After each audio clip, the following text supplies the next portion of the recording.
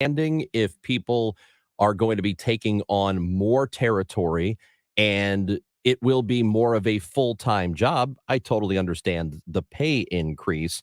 I don't know what happened in the exchange leading up with Kevin and Mayor Jones, but a lot of dismissiveness there, and we're going to get to that later on in this show. In fact, we'll get to it in this hour.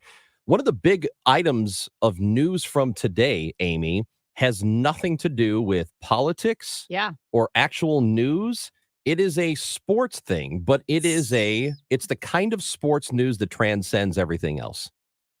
People who are non-sportsy Yeah. will have some kind of interest in this, even if you're tired of this guy. And I also will say, my opinion on the matter, I think, is a testament to my objectivity and honesty. I can explain that in a second. I don't know. Are you going to say what the newsy is? The news sportsy item is? Tom Brady is retiring That's right. for real. This time it's for real. He has made an announcement this morning on February 1st. And by the way, he made the exact same announcement last year. It was a longer post. It was a longer, more thoughtful, I'm retiring thing. Today, he went to a beach. And he went out on the beach and he got his phone out and he said, this time it's for real. I am retiring. So Tom Brady is not coming back to football. At least that's what he said to the people. Good morning, guys. I'll get to the point right away. I'm retiring for good. I know the process was a pretty big deal last time. So when I woke up this morning, I figured I'd just press record and let you guys know first. So I won't be long-winded. You only get one super emotional retirement essay, and I used mine up last year. So really thank you guys so much to every single one of you for supporting me, my family, my friends, my teammates, my competitors. I could go on forever. There's too many. Thank you guys for allowing me to live my absolute dream. I wouldn't change thing. Love you all. I don't know how you feel, Amy, but I believe him. I think he does love me. I think he does. I had several thoughts all at once. Here's where I like to praise my objectivity, because I feel like this opinion on Tom Brady really exemplifies how I feel about political figures. One, I don't like Tom Brady. It's my duty as a St. Louisan to hate him. However, I think he is the best of all time, and it's not even close. It's not a debate. So there you have it. You can hate somebody and also say they are the best at their job that has ever walked this earth. And I think he is hands down the best quarterback of all time, even though I don't like him. I find him off-putting. Okay, well, so what? You told me one of the things that bothers you prior to the show. You said, you know what? He doesn't eat nightshades, and I don't like it. I don't like he doesn't. First of all, explain to people if you're listening and don't know what a nightshade is. Yeah. Explain that first. Yeah. And then tell us why you hate it so much. He doesn't eat nightshades, meaning like deep toned fruits and vegetables like eggplant and tomatoes, because obviously his body, he treats dark produce. Yes. He won't eat. He won't eat because it can either cause inflammation or it doesn't actively stop inflammation. He's all about inflammation. And the guy, I mean, the proof is in the pudding. He's 45 years old. He looks great. He looks amazing. And I don't understand how you play. I'm 45. Sport. I look terrible. I know. I mean, every day I look at you and think, wow, you look so much worse than Tom Brady. Right. And That's what I say. The physicality of the sport, one hit in the NFL, I would die. I would just be, whoop, I got hit. It's over, the end of my life. And to be 45 and to play at the level he plays and take hit after hit, he is a freak of nature. I don't think there will ever be another quarterback like him. I find it a little off-putting that he doesn't eat eggplant and tomatoes and nightshades. My problem with Tom Brady for his entire career, I watch him and I think this guy it's extraordinary. How is he doing this? Because he didn't have the draft pedigree. Mm-hmm. He wasn't drafted in the first round. He ended up, barely getting drafted, and, he was all pudgy. Pudgy, relatively speaking, for an NFL player incoming. But he ended up putting this together. And I would say, I used to say this before the breakup between he and the Patriots and their coach, Bill Belichick, Mhm. my thinking was it's all about the coaching. Like, well, Bill could do this with somebody else. Turns out he couldn't He couldn't. because Brady left and he went to another team and promptly won a Super Bowl. So he kind of disproved all of that immediately. Yeah. I and also, again, there's two different angles. One of my thoughts is, okay, it's a quarterback-driven league. We know that. And people talk about Bill Belichick being this great coach. Well, I don't know. I mean, we mentioned earlier Andy Reid has had some great quarterbacks, but he didn't have Tom Brady. So you look at what Andy Reid's accomplished Right. in his career. Is he No, better he's a than great coach too. He's a great coach. Is he better than Belichick? Maybe, because Belichick had Tom Brady. He had Tom Brady. Also, I don't follow relationship scandals that much. It's not interesting to me at all. But I know there was something to do with Gisele Bundchen, the supermodel that's married to Tom Brady, was married to Tom Brady. She wanted him to retire. He didn't want to retire. The next thing you know, she posts a video working out, I don't know, doing karate or something. And then she gets divorced. They get divorced and it's over. And I thought the premise was it was because Tom Brady wanted to keep playing. So he plays this year. This is the year that he gave up his marriage for. That's all I could think of. Well, This year, was this worth it? I don't know. Maybe she's insufferable to be around. I think they're probably both They insufferable. might both be. Yeah. But if you're both insufferable, does it cancel out? Should you just go ahead and stick it out because you're both? Insufferable. Yeah, I get that. Because you're not going to find anybody that likes you the way the other person already does. Because here's the thing. When I looked at the relationship, and I don't know anything about Chris Martin and Gwyneth Paltrow, I found my belief was that I could see Gwyneth Paltrow being pretty insufferable. And maybe Chris Martin's a nicer guy. Mm-hmm. So I was kind of team Chris Martin. With this, maybe they're both insufferable. But I hope there was something else, because if they got divorced because he wanted to play football and then he plays this season, it ends the way it does and it's over. Is that really what he wanted? Do you remember the Twitter thread from, it must have been 2 years ago? A guy whose Twitter handle is @Solomon, Missouri. I think he's a pastor. And he went on this long Twitter thread about Del Curry. Del Curry is the father of Steph Curry, who is one of the NBA greats right now, future Hall of Famer, that sort of thing. Well, Del and Sonia Curry were getting divorced. And this guy went and Del Curry, I think he's in his 60s now. But this guy, Solomon, Missouri, had a viral tweet thread warning Del Curry about not going back out there. Like, you're too old to go back out into the market. You need to fix it. Whatever your differences are with your lady, you need to work it out. And one of the great lines from it was, "You don't have the cholesterol to be out here," which I thought was awesome. Just awesome. And that's how Tom Brady, a little bit different. His cholesterol is probably 0. It's better than my cholesterol. Yes, all of us. It's definitely better than your cholesterol. Oh, there's no question about it. I don't understand. He is a freak of nature in skill and just durability, because you can be skilled. And how many times have we seen an athlete? Oh man, if only he could have stayed healthy. Yeah. This guy stayed healthy. He did. It's amazing. We'll see if he has brain problems later in life, which was the concern that Gisele had. She was worried that, hey, the longer you do this, the more hits you take, the more likely you are to develop CTE later in life. And it's happening to a lot of players. So hopefully that doesn't happen to him, but you have to admire the career he's had. And we'll talk more about Tom Brady later on in the show. But we have to get back to what happened between Mayor Jones and Kevin Killeen, that brief exchange that took place. You've heard it on the station. And if you haven't, we'll bring that to you. Ward 10 Alderman Joe Vollmer is going to join us. A clinical psychologist from Wash U, Randy Mozenter, is going to be with us as well. And the reason is your kids are on their screens too much. And it's not good for them, and we'll tell you exactly why. Rennie Knott will be joining us as well with KSDK. And Pam Falk from CBS, a regular visitor to this show, will join us, and we'll talk about Ukraine and the aid the United States is sending there. Amy Marks, Coors, Chris Ranji with you on the show. For everything online, it's Odyssey.com. Download the Odyssey app and listen to The Dave Glover Show and all the news, talk, sports, and podcasts that move you.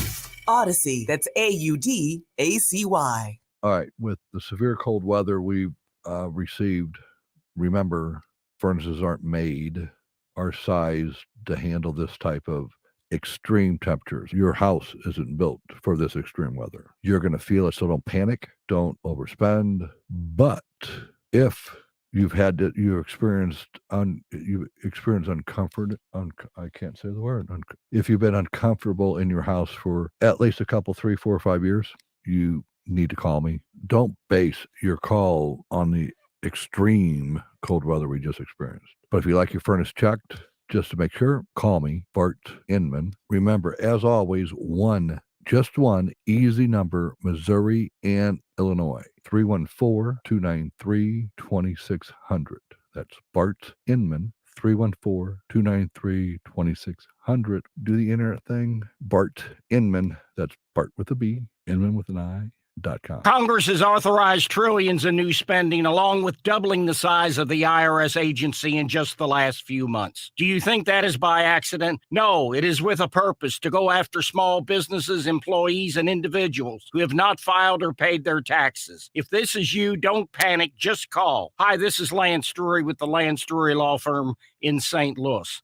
Interest and penalties on your tax bill won't stop until you take control. Call me, Lance Drury. I'll tell you in advance an affordable fee, which includes costs and expenses that works for your business and family. Your first visit to the Lance Drury Law Firm is free and confidential, so you have nothing to lose. Call me today. Remember, if you have IRS issues, you have legal issues. You need an attorney. You need us, the Lance Drury Law Firm. Call me, Lance Drury, at 314-260-6120. Or go to Lance, DRURYlaw.com. The choice of a lawyer is an important decision and should not be based solely upon advertisements. Hi guys, it's Mark. Are you struggling with erectile dysfunction? Did you know that a major medical breakthrough is now available and it isn't a pill? Today, Wednesday, February 1st, we're running a one-day special you won't want to miss out on. Pineview Medical Clinic uses the most powerful form of wave therapy. This is a technology clinically shown to repair blood vessels and improve blood flow. It's backed by 60 clinical studies, including from Cambridge. If you're ready to regain the spark in your bedroom, today is your day. Call us now, and you'll qualify for the assessment and ultrasound totally free. You'll also get a gift that can produce rapid and powerful results in the bedroom in minutes. You're going to love that one, guys. Trust me. And today only, we're offering 6 tune-up treatments to our patients free. This is an unprecedented offer worth hundreds of dollars, but call today and qualify totally free. Call 314-530-7777.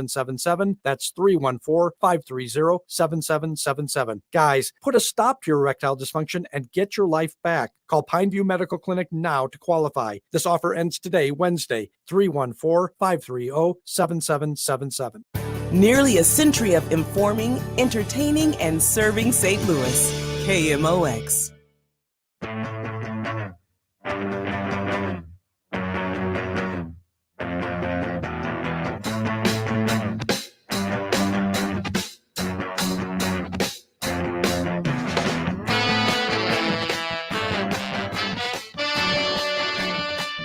Amy and Chris on the show on KMOX. Good to have you with us today. We've got Kevin Killeen, our wonderful reporter here in studio, and he's joining us because you probably heard during the top of the hour news a brief exchange between Kevin and Mayor Tishaura Jones about the pay raise that was voted upon by the aldermen here in St. Louis. The salary jumping from the mid-30s to the low 70s now, as was voted upon by those aldermen. And the question Kevin asked, and you're going to hear the entire exchange, it's about a minute and a half, and you are going to hear precisely how this whole thing went down. Mayor, thanks for doing it, Gaggle. Oh, no problem. Can I ask you, last week the Board of Aldermen approved pay raises. I'm sorry, is everybody ready? Everybody's ready. We've been ready. Okay. Last week the Board of Aldermen approved pay raises for the next group in the spring. And some people said that's an outrage. Police and paramedics and firefighters all need a raise. Will you sign that bill that would give aldermen a raise ahead of the police? Well, if they approve the bill and enough of them have voted for it, then we'll consider that when it reaches my desk. Do you think it's right for the alderman to make more than a cop who's getting shot at? Well, I don't think that's a fair comparison. We're going to have 14 less aldermen with double the space to cover. And we need to pay our elected officials what they're worth. These are hard jobs, and they'll be full-time aldermen. But I mean, isn't it? Okay, Last we need question. another question. See this legacy today and see how people. At this point, the mayor took some questions from other reporters, but then as she was wrapping up, we redirected. I want to make sure. Mayor, going back to the alderman, do you have? I'm not any- going to answer Do that. you have any qualms about giving aldermen more money than I'm police not going to officers? answer that anymore. I mean, told you police my off- answer, Kevin. You didn't answer. I Is it told you fair my for, answer. for aldermen to make more than Have a good police day, who Kevin. risk their lives? Have a good day, Kevin. Come on. Where's my coat? Well, what's the latest on the negotiations to get a pay raise for police? Are you pushing through to get them some money? That's under negotiation. I can't talk about that. Are you pushing for that to happen? It's under negotiation. I I can't. mean, what talk role that- are you playing under to help the? negotiation. What role I are you can't playing to talk help the about that. negotiations be a success? And she walked away. Okay, so that's the end of that. That happened yesterday at the old courthouse. That Yeah. was the exchange. And the mayor's a good sport. I mean, she knows you. At least Yep. she has a gaggle. I mean, a wimpy mayor would just run from the beginning, but Yeah. she gets in there a little bit. But we wanted to raise some of the same questions that were raised by some of the aldermen about, hey, we know that aldermen are going to have their work doubled, but by the way, for the last 3 years, the police have been asking for a raise, and Yeah. there's been stalled talks with City Hall prior to Mayor Tashara Jones during the Lyda Cruzan administration. They couldn't get a pay raise through.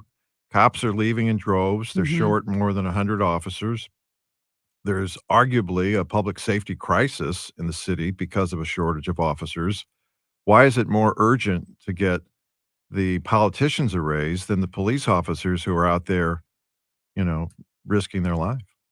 Have you gotten an answer on that from anybody, or is this squarely on the mayor, and she's the only person who can answer that question? Well, they all like to blame it on, we don't have the power to negotiate. Like the alderman will say, we can pass a resolution suggesting police need more money, but we can't force them to. But, the alderman, if this was really a priority, could say, all right, mayor, we're not going to pass any other pay bill that you want, any other appropriation that you want until you get this police pay raise issue settled. Or the mayor could stand in the boxing ring before guns and hoses and say, hey, I'm sorry about this ongoing pay hike. I can't negotiate in public, but I'm on your side. I'm going to get you guys a raise. And they would go wild. But there's just not that advocating for the police. It's sort of an unspoken, do they really want the police to have a pay raise is what you are left wondering. Yeah, no, I mean, my initial reaction is none of this makes sense. And I don't know if those on the Board of Aldermen who voted for this are either incredibly entitled or just in a bizarre bubble where they don't understand how they're being perceived. But Alderwoman Laura Keyes of the 21st Ward, she said, well, they've been working longer hours than the 32 hours a week minimum they're supposed to spend on their job. She said, quote, my day generally starts about 7 a.m. with my telephone ringing. If you had to pay me for every hour I work every day, my salary would be well over $200,000 a year. And my response to this is like the world's largest eye roll.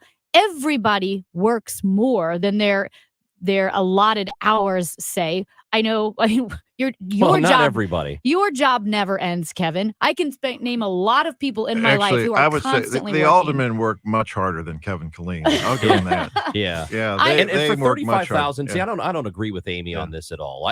I understand how it appears tone deaf, That's what I'm pointing out. but it appears doesn't that was mean my whole they point. don't deserve a rate. You can say they don't deserve 70,000, but they definitely deserve more than 35, especially if they're going to be taking on more territory And my- individually. Yes, and that's- 35 is you're not going to get anybody out of bed for $35,000 to be an alderman. And that's why I bring it up to say that that's your reasoning for almost doubling your pay is to say that we are the exception. We are doing more work. We are more deserving of this pay than everyone else that has applied for a pay raise, like the police or the 911 dispatchers that we need to hire more.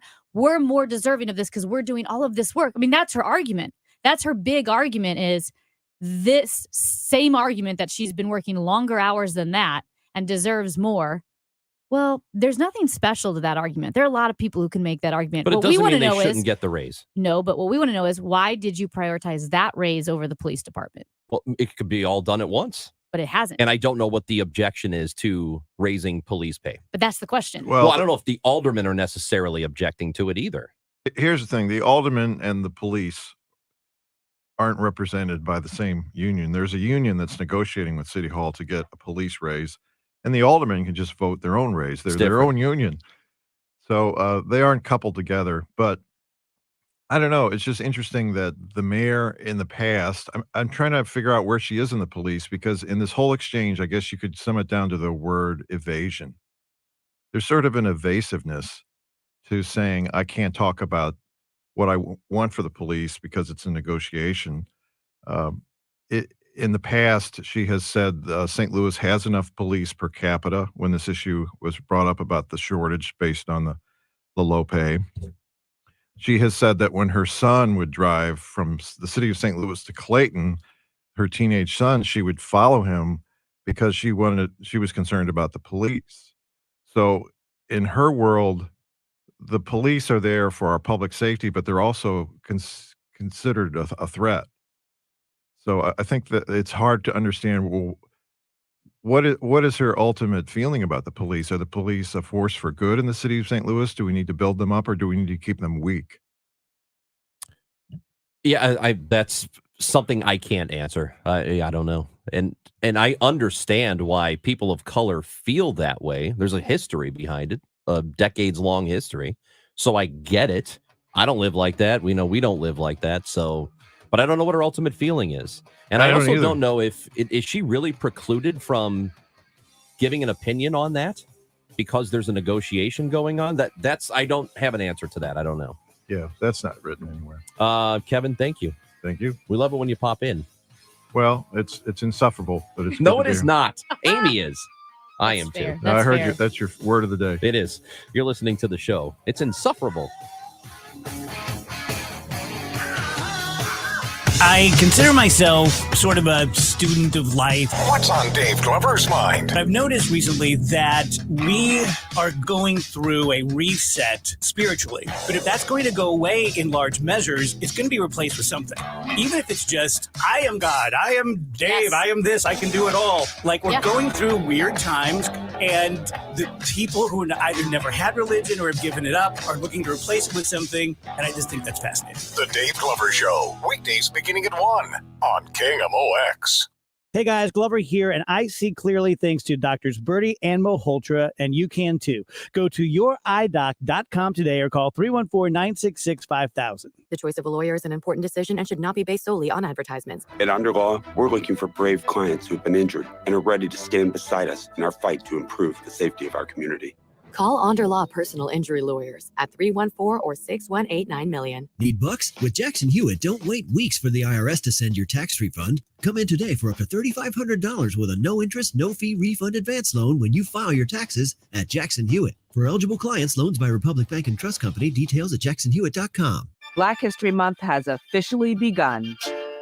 But if you're looking for uplifting Black stories year-round, check out my podcast, Beyond Black History Month.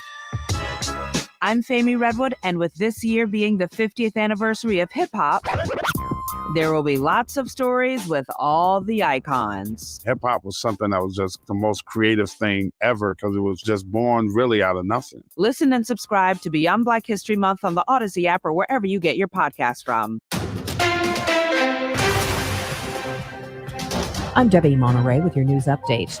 Could be a lingering stigma of the COVID pandemic. Yelp content moderators say there's been a sharp increase in the number of hate-filled business reviews, with Asian American businesses experiencing the worst increase.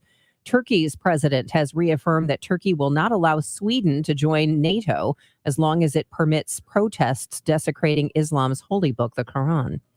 There was finally a winner Tuesday night in the Waterloo, Illinois Queen of Hearts raffle. It's been nearly a year. Residents have been showing up waiting for a winner, and retired iron worker Sam Houston of Redbud was able to pick the right card that had the Queen of Hearts, earning him a $1.89 million payout. The raffle benefits the St. Peter and Paul School.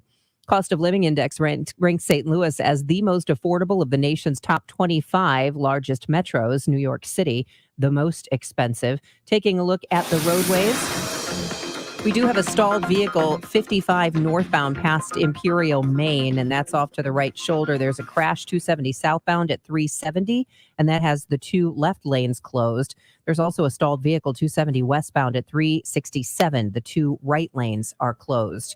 Taking a look at your forecast, it is going to be sun and clouds the next couple of days. A high today of 35, tomorrow 46. Right now it's 22 degrees downtown. I'm Debbie Monterey.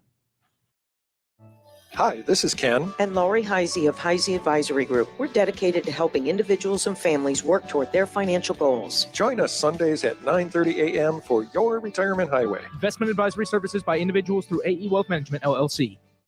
STL FenceWorks has been serving the St. Louis, St. Charles, Franklin, and Warren counties for over 50 years. This goes back to 1971 when Russ and Carolyn Long opened STL FenceWorks, and now their son owns it, Sean Timothy Long. He runs STL FenceWorks.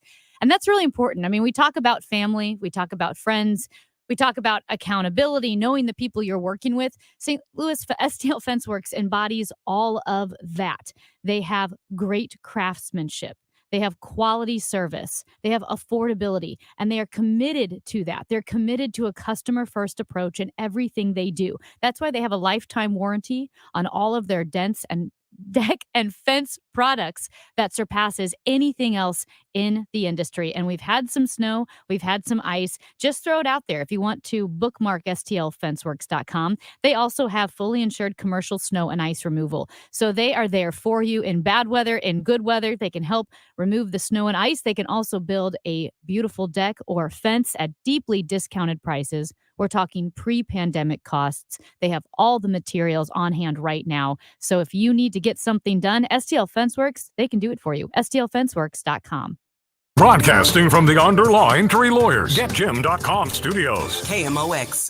I'm Dakota Hudson. I'm Jordan Higgs. I'm Cardinals pitcher Jock Flaherty. I'm Tommy Edman. I'm Cardinals outfielder Jordan Walker. I'm Paul DeYoung. I'm Woodson Contreras. I'm Adam Wainwright, and you're listening to the voice of the Cardinals, KMOX. KMOX is Cardinals Radio.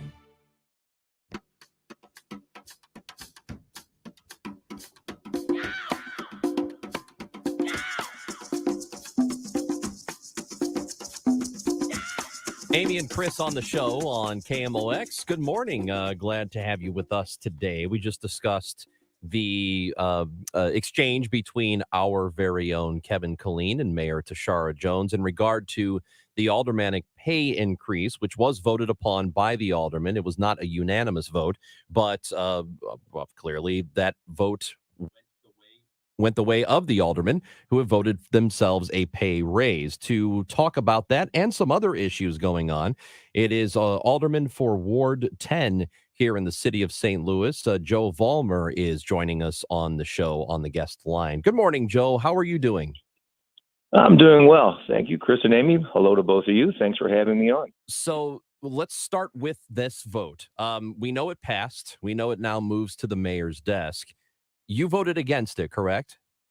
That's correct. I did. Yes. Go ahead. Yeah. So just explain why you voted against it and don't think the raise is deserved. Well, I've been on the board for 20 years now, and the salary was much less when I started. I'm maybe a more fortunate situation. I own my own business for the last 34 years, and it's a business where I can do the job as I'm amongst my customers. I never came down there looking for a paycheck. It was just, that was part of the package. I came down there to continue the commitment of people I saw, serving. I knew the alderman before me very well, and he had trained me and asked me if I wanted to do this job, and a group of people came to us, and that's more the reason I got down there. Now, I do understand there are people who don't have the fortunate situation I have of owning your own business and working, but it is something that I agree there might be a need for an increase for some of these folks, but I don't know that doubling it is the increase. I thought maybe that was the starting point of a negotiation. Maybe a 10 to 12% increase in pay might have been more of a foreseeable thing that would have increases as you go along every 4 to 6 or 8 years. Something like that, more of a package that would be move along as you put some more time in also. And Joe, I would give you just my gut reaction. This is how I felt just chatting with a few friends. I know they were a little bit taken aback. My gut reaction was, oh my goodness, we've got potholes to fix in the city. My trash isn't being picked up. We've got a wave of carjackings that's making people feel unsafe. I know the tragic instance in South City where a 38-year-old woman was shot in the face when she was carjacked, right? All of these things that are top of mind. And then you see the pay raise almost doubling the salaries for aldermen because, well, we're going to have more work to do. It hits me in a really, really foul way. Like it feels like this is what they're focusing on. So even if someone would say, hey, they deserve the pay raise, for me, it's the optics and the priority that feels very sour. Well, I can't argue that point at all. I'm actually on record with. I heard you mention Kevin Killeen, your pal. I've talked with Kevin at length that I don't believe we should be paid more than a policeman should be. None of us have to put a bulletproof vest on when we wake up in the morning and go do our job. I don't argue any point you've made. As I said, I thought maybe a small increase might be, understandable. Yes, there is going to be more work. There's less aldermen, but at this point, we have to find a way to take care of our first responders and police because they're the ones that actually, when you mention, the horrific crime rate, they're understaffed, they're underpaid. I believe they're highly underappreciated, even sometimes by the citizens, in the city, because it's a tough job. And there are aldermen who I believe put, and I do, I put time in. I've been doing this 20 years. I know what it takes to do the job. But again, I never came down looking for a paycheck. That was not my intent. Some people, and in light of circumstances that I had to live through last summer on the board, apparently some people thought they weren't being paid enough and tried to do some extracurricular activity. Yeah. But maybe, that changed my life greatly when those gentlemen did that, and I still can't believe it happened. But I know, Amy, I can't argue your points at all. So I've made the argument that if you're an alderman and you are spending all of your hours of the day working this job and you're working hard and legitimately trying to do good by your constituents, that it is a full-time job and, $35,000. That's not a lot of money to do that kind of work with that sort of demand. That if you increase the pay, you might get better talent to want to be alderman, to be an alderman or an alderwoman. That maybe most people look at that salary and say, nope, not for me. I'm good. I'm not going to do that. But if you give them a better pay increase, then maybe they would. Is there any validity to that? Well, salary does attract people. I mean, we all know that when you apply for the job at the radio station, I'm sure besides the market, one of the things you look for was, what's the compensation? That's what everybody does. And yes, being an alderman can take a lot of your time up. It is, again, running a tavern restaurant. I'm doing the job. I'm doing both jobs at once most of the time because what do people want to do when they come in the bar? They want to complain. And most of them are my constituents. Not me. When I go to Milo's, I do not complain at all. Just so you know, I'm a good customer and I tip well. I'm sure you do. Yeah, but 34 years behind the bar and 20 years at City Hall. I hear, I listen to conversations. That's 90% of the job is listening, and then taking it in, and then trying to find a way to help people. When someone asks me, "Why do you want to be an alderman?" I said, "I don't know. Tell me why would I want to be one?" It says, "Well, do you like to help people?" That's the main part of the job because you're the grassroots. You're the first person people go to when they have a problem in the city. A state rep, he's in Jeff City 5 months, and then he's pretty much disconnected. They'll stay in touch with newsletters. But on a daily basis, we technically are in session year-round. We take a summer break. We are there. I know it very well. I'm here. People walk in the door and say, "Hey, my street light's out. Hey, my trash you can pick up." And, it's part of our daily lives. So, yeah, and if you don't have a job like mine, and then you are a banker or a lawyer, all of a sudden you're going to sit down and take a ton of time out. And some of the aldermen don't have another job. This is their only job. In certain parts of the city, it's necessary. Again, I'm very fortunate of the area I represent, and I've lived here all my life and tried to keep what I grew up with as good as it was when I grew up, if not make it better. Yeah, and we talk about politics and how a lot of people get into politics for power and all of that, what have you. But you're right, when it comes to the Board of Aldermen, it's grassroots and you have to go in it to help people. And I understand the point of salary is an incentive to drive good people to occupations. I mean, heck, that's my argument for raising the salaries of police officers is why would a police officer serve in the city when that police officer could make a lot more in the county, right? An average person would think I owe it to my family to make as much money as possible. I also think being a leader stinks sometimes in the sense of if you go into that position to help people, it's a hard sell when people are saying, again, my trash isn't being picked up, potholes aren't being filled, 911 dispatchers, there aren't enough, they're putting me on hold. But oh, by the way, the best way for me to help all of my constituents is to double my salary. Like that's a hard sell. With that, I don't argue. I don't argue that point at all. That's why I voted against it. Yeah, I didn't believe in that, and not by any means. So with that, and I'll just ask you quickly about the city comptroller, Darlene Green, in the summer. She did propose to the mayor and the aldermanic president at the time competitive wages for police officers in the city. Did anything go further with that within the Board of Aldermen and the comptroller's plan? Well, no, yeah, that occurred during my term as president of the board. Madam Comptroller came up with more of a suggestion. There was no plan. She wanted to put the process into play. That was at one of the 3 or 4 board of E&A meetings I was a part of, and at the following E&A meeting, when I asked her how the progress was on that, she stated that it was still in the preliminary stages. We've been looking at things even on the board. Take some of this big chunk of money we have from the Rams.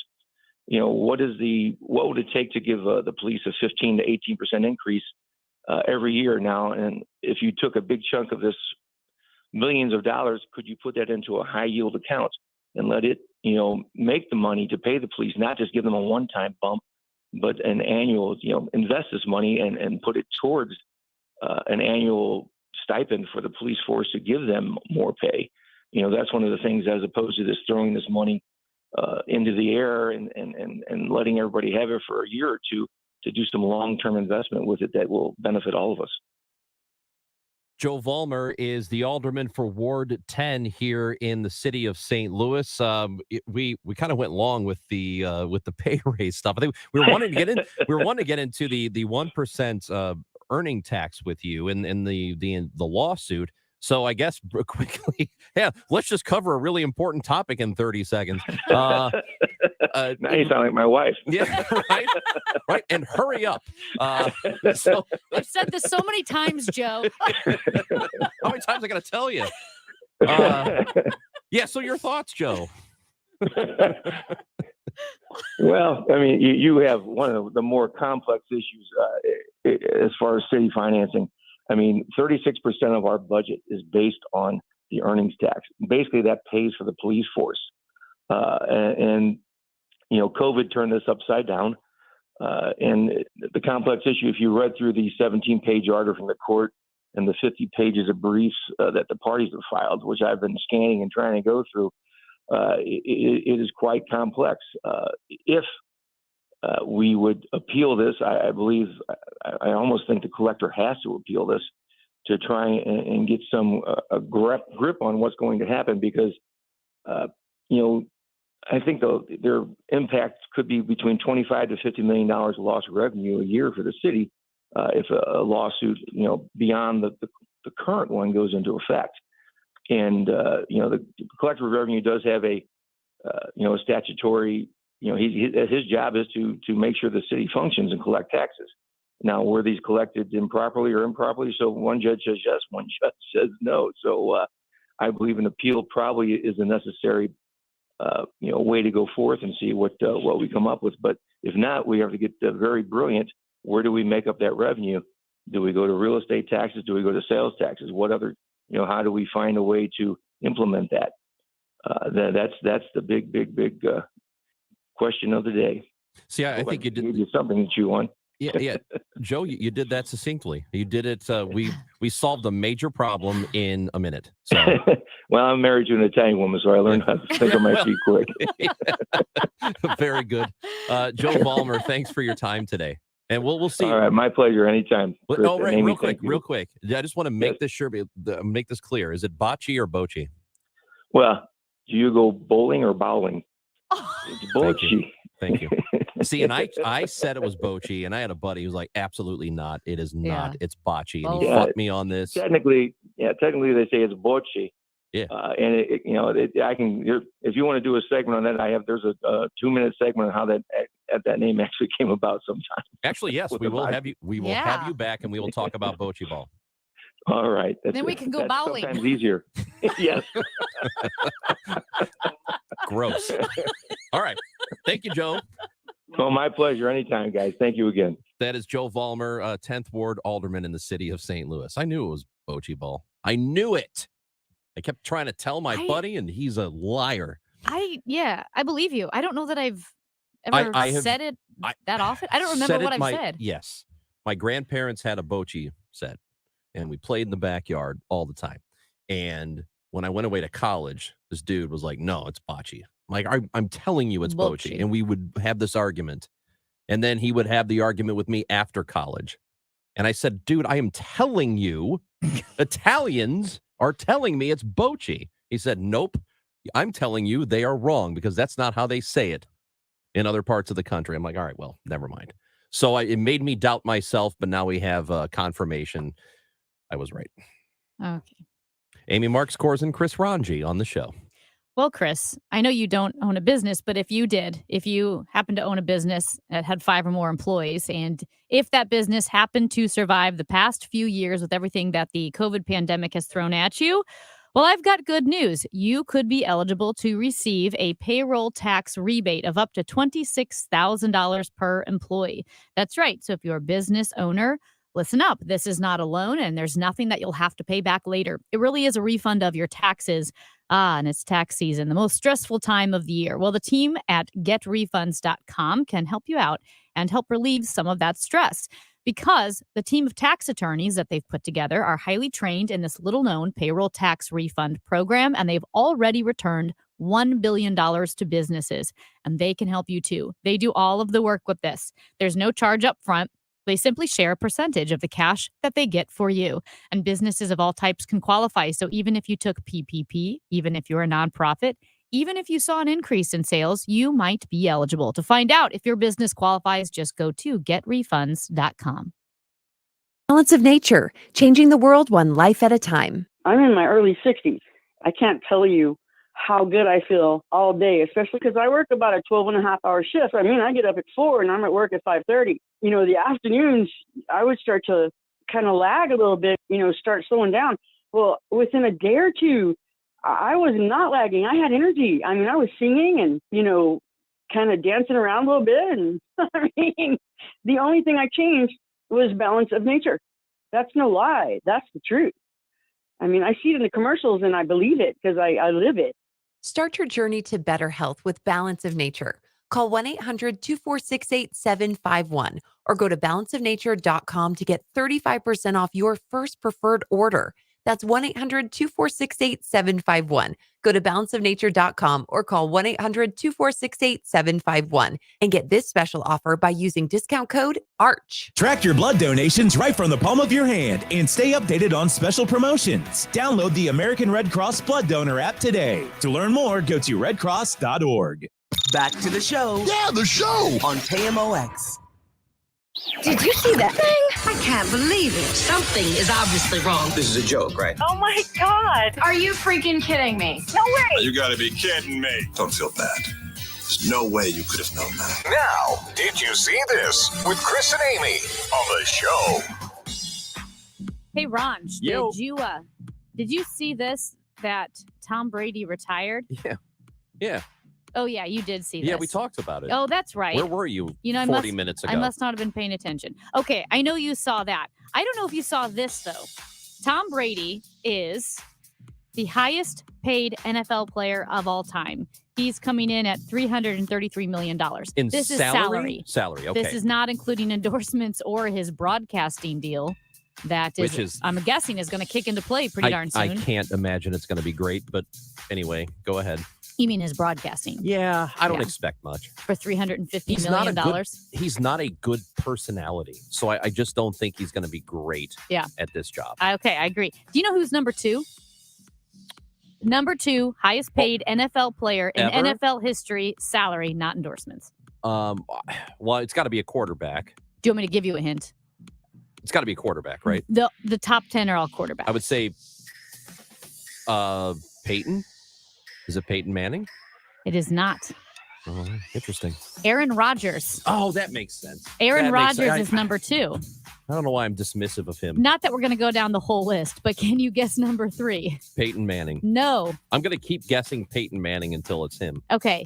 It's Matt Stafford is number 3. Oh, that makes sense. Then Drew Brees, Yeah. Ben Roethlisberger, Yeah. Matt Ryan, Uh-huh. Eli Manning. And then do you want to guess who's next? Peyton Manning. That's exactly right. Yeah. Well done. Yeah. Phillip Rivers and then Russell Wilson to round out the 10. These are Interesting. on-field earnings. Okay. So we know Giselle, she made more than him. Yes. She's worth more than Yes. Tom Brady, but he's just fine. But I wonder, is she worth more than him after he gets this additional $350 million broadcasting deal? I do not have an 'Cause answer to that's that. almost $700 million just in earnings with 0 endorsements. I don't know if you saw this or not, but it happened fairly recently. Okay. In Virginia, there was an assistant girls basketball coach at Churchland High School in Portsmouth, Virginia. Is it Portsmouth? Or Portsmouth. Oh, it's always Portsmouth. In Portsmouth, Virginia, Arlisha Boykins, 22 years old. Great. She's Yeah. an assistant basketball coach, loves to teach the kids, but also apparently loves to play in place of the children. She suited up as a player who was not there. This other girl on the team, 13 years old, was not at the game for whatever reason. So Arlisha Boykins, 22, decided to put on a uniform and play an entire game against children. Now, when you say play, do you mean stand there No, because they she forfeited played- the game and she just played, stood there? Nope, she played. She was making layups. She was boxing out. That's so embarrassing. It's so impersonated a 13-year-old. That's unbelievable. Well, she has been fired. as she should be. Because Kevin Wheeler, we were talking about this with Wheels. He said he's had to stand in for a kid before. And what they did is you tell the coaches, hey, we're short. We're going to So is forfeit the Kevin. game. All right, go ahead. What? Okay. Can't We're believe you said that short about a him. player. So we are going to forfeit the game. So Okay. it goes on the record books. You win. We're forfeiting the game. But I'll stand in so that we can at least get the reps in. You know, I'll bat left-handed, all of that. That's fine. I have no problem with that. You're up front. Yeah. You forfeit the game and you let the kids play, right? This is amazing that she was trying. She's out there just balling. Do you think- She's just dominating all these 13-year-olds. Do you think she had the Michael Jordan kids meme in her head? Oh, yeah. Blank them kids. That's exactly right. Listen, I bet you could, for a moment, pretend you're the same age as all of them. And for a moment, you can feel like I am awesome. Just dunking on children. It's just so funny. I love it. Did you see this very, very quickly? A little piece of good news. That little pea-sized capsule full of radioactive material that was they got lost lost. in the Australian highway. Yeah. They found it. They used a special machine, their car that went 43 miles an hour down this 800-mile stretch of highway looking for radioactive emissions. I honestly thought a lizard was going to eat it, and we'd have Godzilla. It's actually not I a thought it was bad going to idea. happen. Amy Marks Kors and Chris Ranji with you on the show. Randy Mozenter is going to be joining us next. Your kids have too much screen time. She'll tell you why next on KMOX.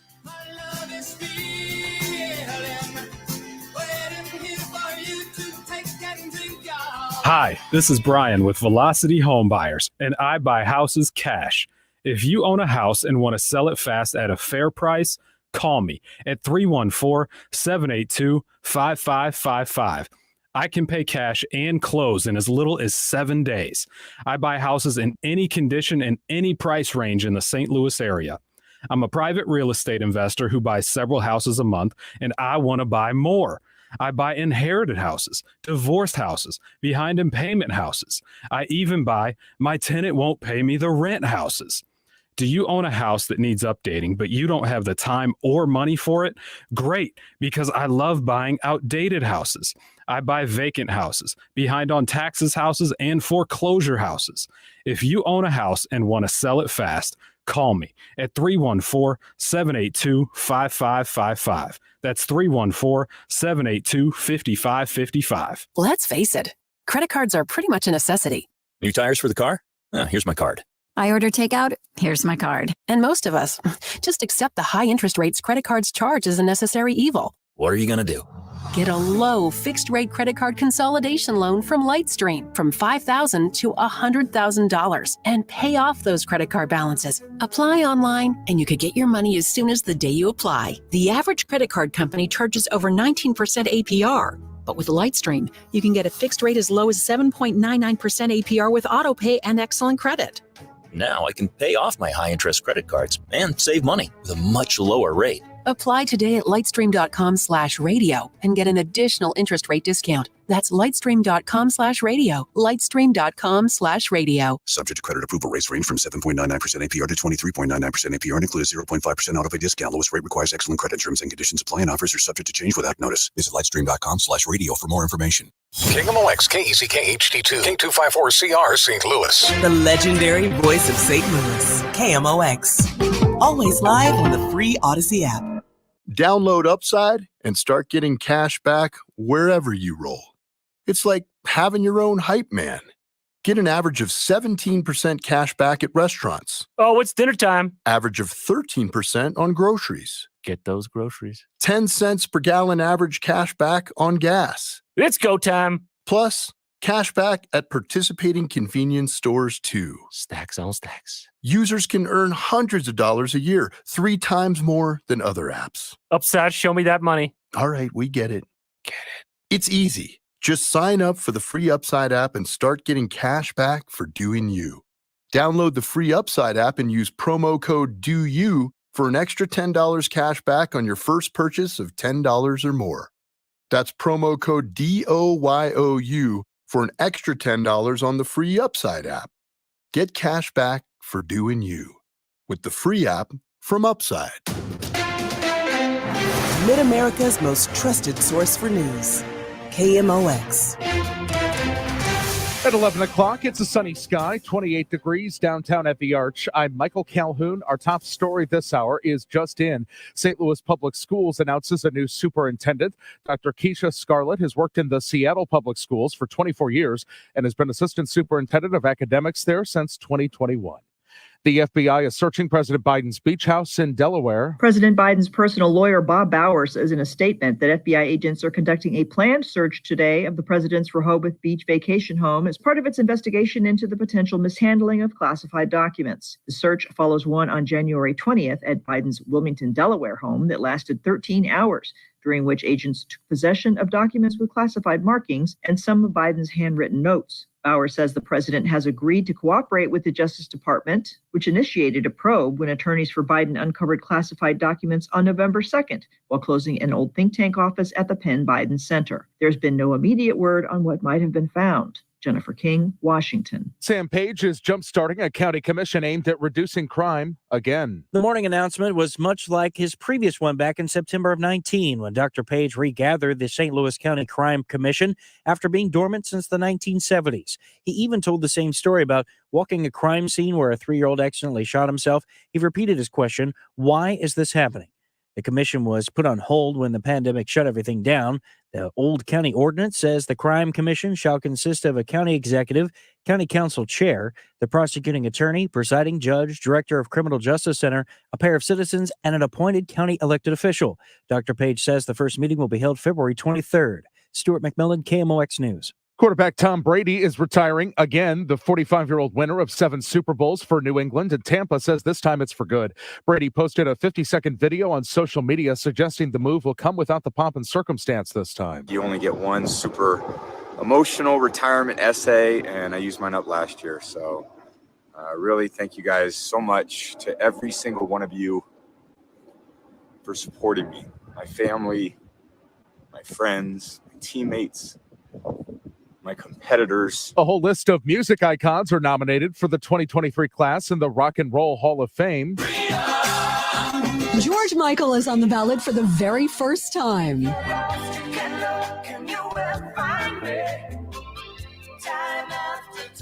Along with Cyndi Lauper. And country legend Willie Nelson. Let me work it. I put my thing down, flip it and reverse it. Missy Elliott may make it in this year. And Rage Against the Machine is trying for the 5th time. 14 in all are nominated. Find out who gets inducted in May. Stacey Lynn, CBS News. The KMOX Business Desk. Central bank officials are gathered in Washington today for the first meeting of 2023. They're expected to announce another interest rate hike, which they say will help reduce inflation. CBS News reporter Sarah Ewell-Rice has more. The Federal Reserve is expected to announce a 0.25 percentage point interest rate hike today. It would be the 8th increase in a row, but an easing from the hike seen last year. This would bring the federal funds rate to between 4.5 percentage points and 4.75 percentage point. The Dow from Stifel is down 312 points to 33,774. We've got a crash on 55 North before Route C. The right lane is closed. A crash on 270 South of 370. The 2 left lanes are closed. KMOX AccuWeather, a mix of sun and clouds, not as cold as yesterday, up to 35, low to mid-20s tonight, up into the mid-40s tomorrow, but then colder with sunshine on Friday, 26. Quite mild Saturday, upper 40s, and then warmer, upper 50s with sun Sunday. I'm AccuWeather meteorologist Justine DeVore, and the voice of St. Louis, KMOX. Right now, we've got a cloudy sky. It's currently 27 in Florissant, some sun, 29 in St. Peters, and sun, 28 degrees downtown at the Arch. I'm Michael Calhoun, KMOX News. Sponsored by St. Louis Golf Expo, February 3rd through 5th at St. Charles Convention Center. SSM Health welcomes the St. Louis Golf Expo, February 3rd through the 5th at St. Charles Convention Center. Get bonus golf and pro tour tickets while they last. Shop 70 exhibits, get lessons, savor beer and cocktails. VIP tickets at stlgolfexpo.com.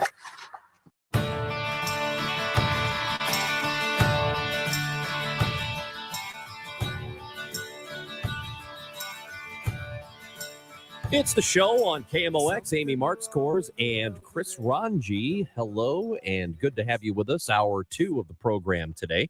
We start up with the Dave Glover Show at 1 o'clock. Amy and I stick around from 1 to 2 with Dave and company.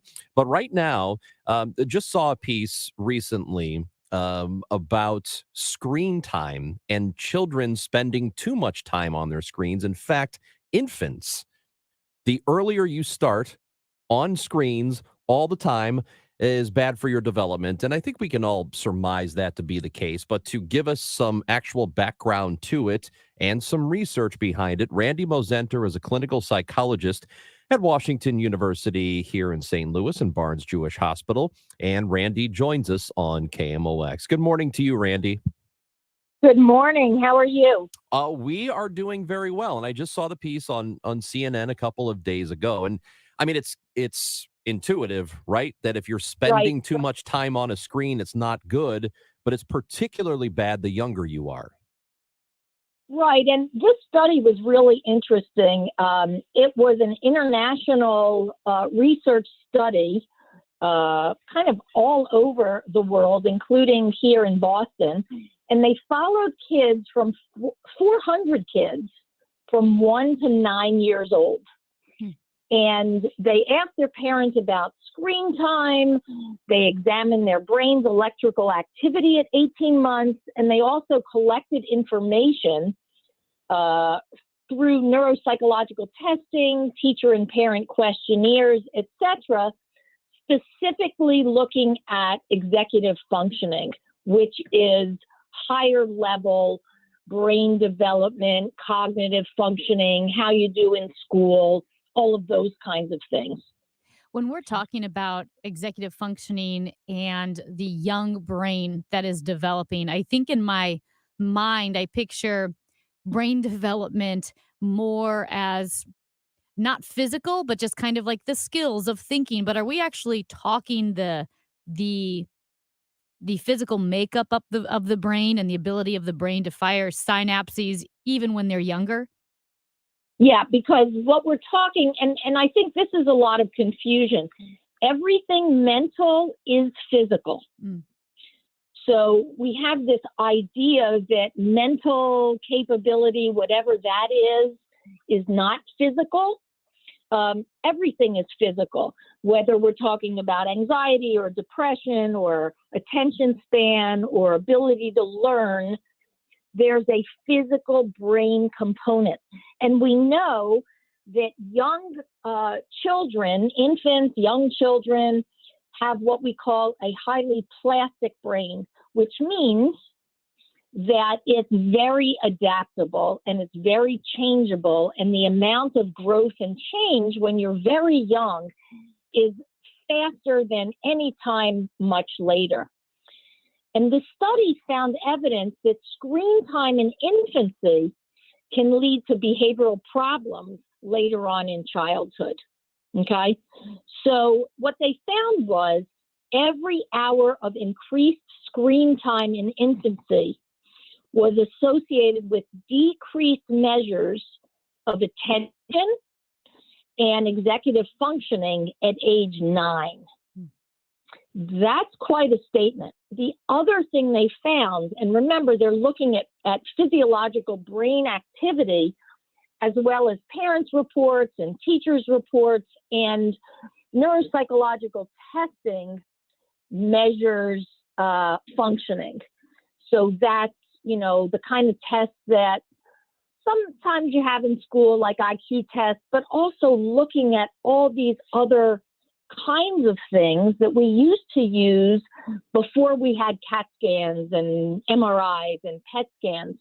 So based on neuropsychological testing, for example, I can look at the results and say, you know what, we need to look at these areas because there's a deficit here. It's fascinating. It's really interesting. But the huge piece is that on these physiological measures, the brain activity was different and it was associated with difficulties in attention, even in infancy. The two more really interesting things. The American Academy of Pediatrics recommends that children under 8 months of age get 0 screen time, and that screen time should be limited to no more than 1 hour a day for kids aged 2 to 5. One more really interesting thing that I happened to hear this week, which I don't know, it was surprising, but I guess it shouldn't be. So in China, where TikTok is from, if you will, they have platform limits that limit the amount of time their citizens can be on TikTok per day. So that's interesting.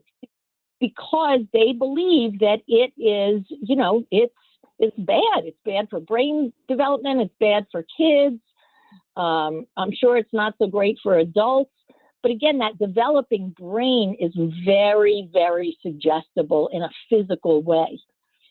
And this this article was talking about how, they do that for their own citizens, but they don't do anything of the kind for us or other countries, which makes me wonder, they know that too much screen time is really bad, and they're protecting their own people.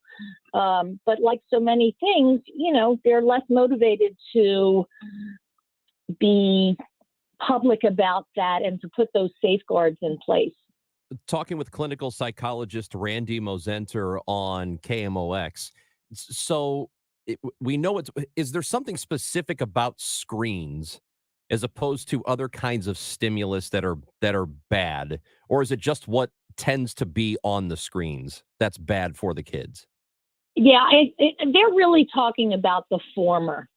They're talking about, the actual screen time. I would guess it's everything from the images to the lighting to all of those things. And I don't know if they're looking at that. I would guess that they certainly are looking at that now. But they're not talking about content. They're talking about the actual physiological impact on the developing brain.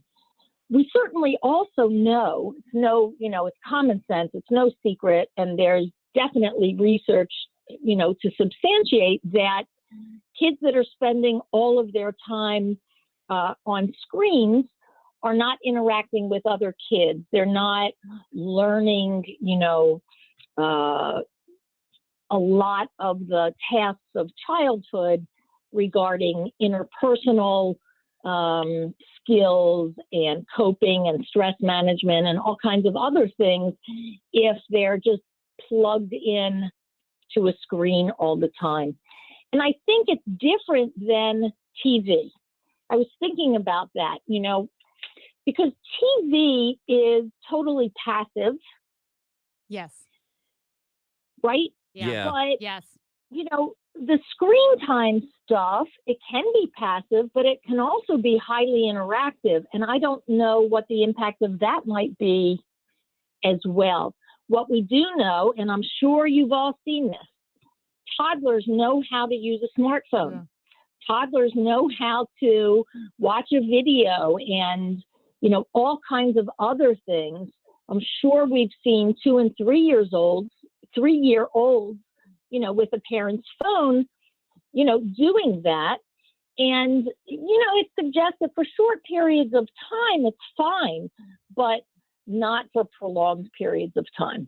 Yeah, thank you for addressing that. That was my question. I grew up, I watched Sesame Street, I watched Mr. Rogers, but what young kids, toddlers, babies have available to them now feels fundamentally different with the engagement. It's so absorbing. It creates an alternate reality that I didn't really feel that, when I was sitting in the family room watching Sesame Street. So can we pull from what we know how social media and technology affects the adult brain? Can we learn anything from that to start to apply it to how it might change the evolution of a child's brain? I think clearly studies are needed. I mean, we don't know what the direct physiology of impact on an adult's brain is, although I would guess that there are studies out there. I'm just not familiar with them.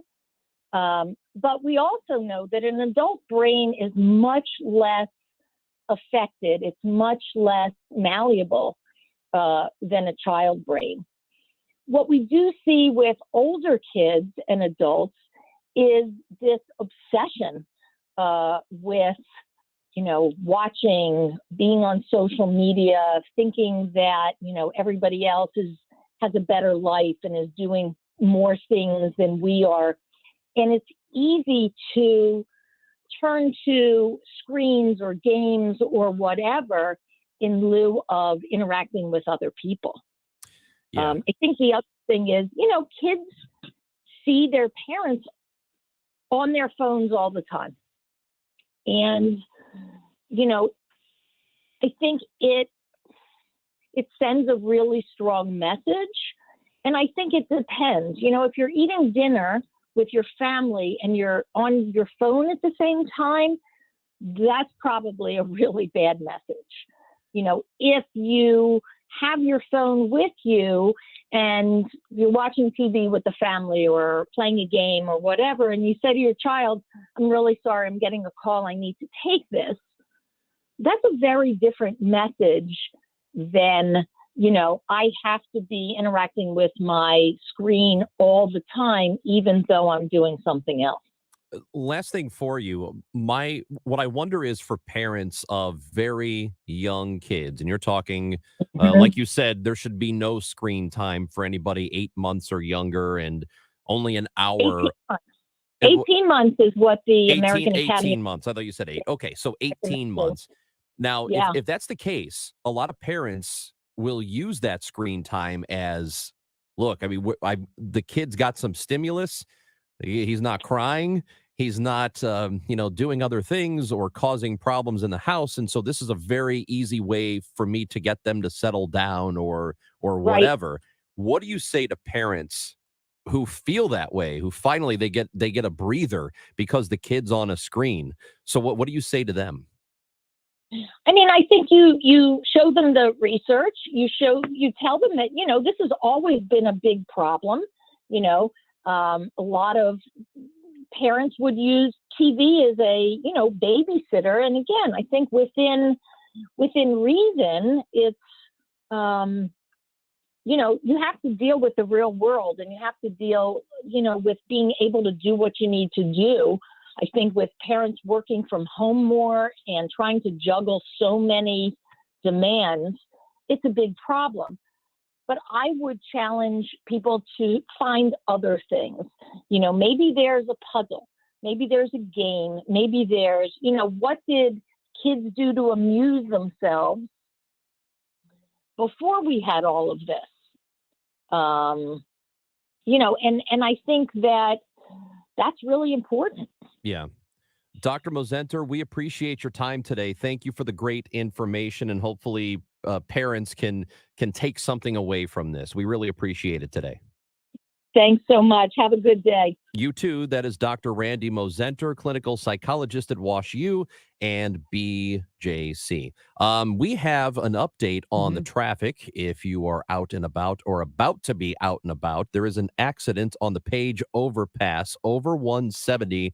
Southbound 170 is shut down, and it is being diverted onto Page. So an accident on the Page overpass over 170, southbound 170 shut down, being diverted onto Page. So that is an update. So take that to heart if you're driving, so you don't get stuck. Take it into account when you're making your plans. Take it into account, Yeah. or don't, and get stuck in traffic if you really want That's to be the late worst. somewhere. Well, I will just say, like, when you hear those updates, if you're in a routine, you're not Google mapping your way to work Right. or to pick up your kids. Right. So you're driving along, you hear the update, lifesaver. yeah. So what'll happen is when you are late to the appointment you're going to, they will say, "Weren't you listening to KMOX? Yeah. What's wrong with you?" Unless you don't want to go to the meeting. Yeah. Then get on. Anyway, Traffic again, jam. accident on the Page overpass over 170, southbound 170 shut down, being diverted onto Page. There you go.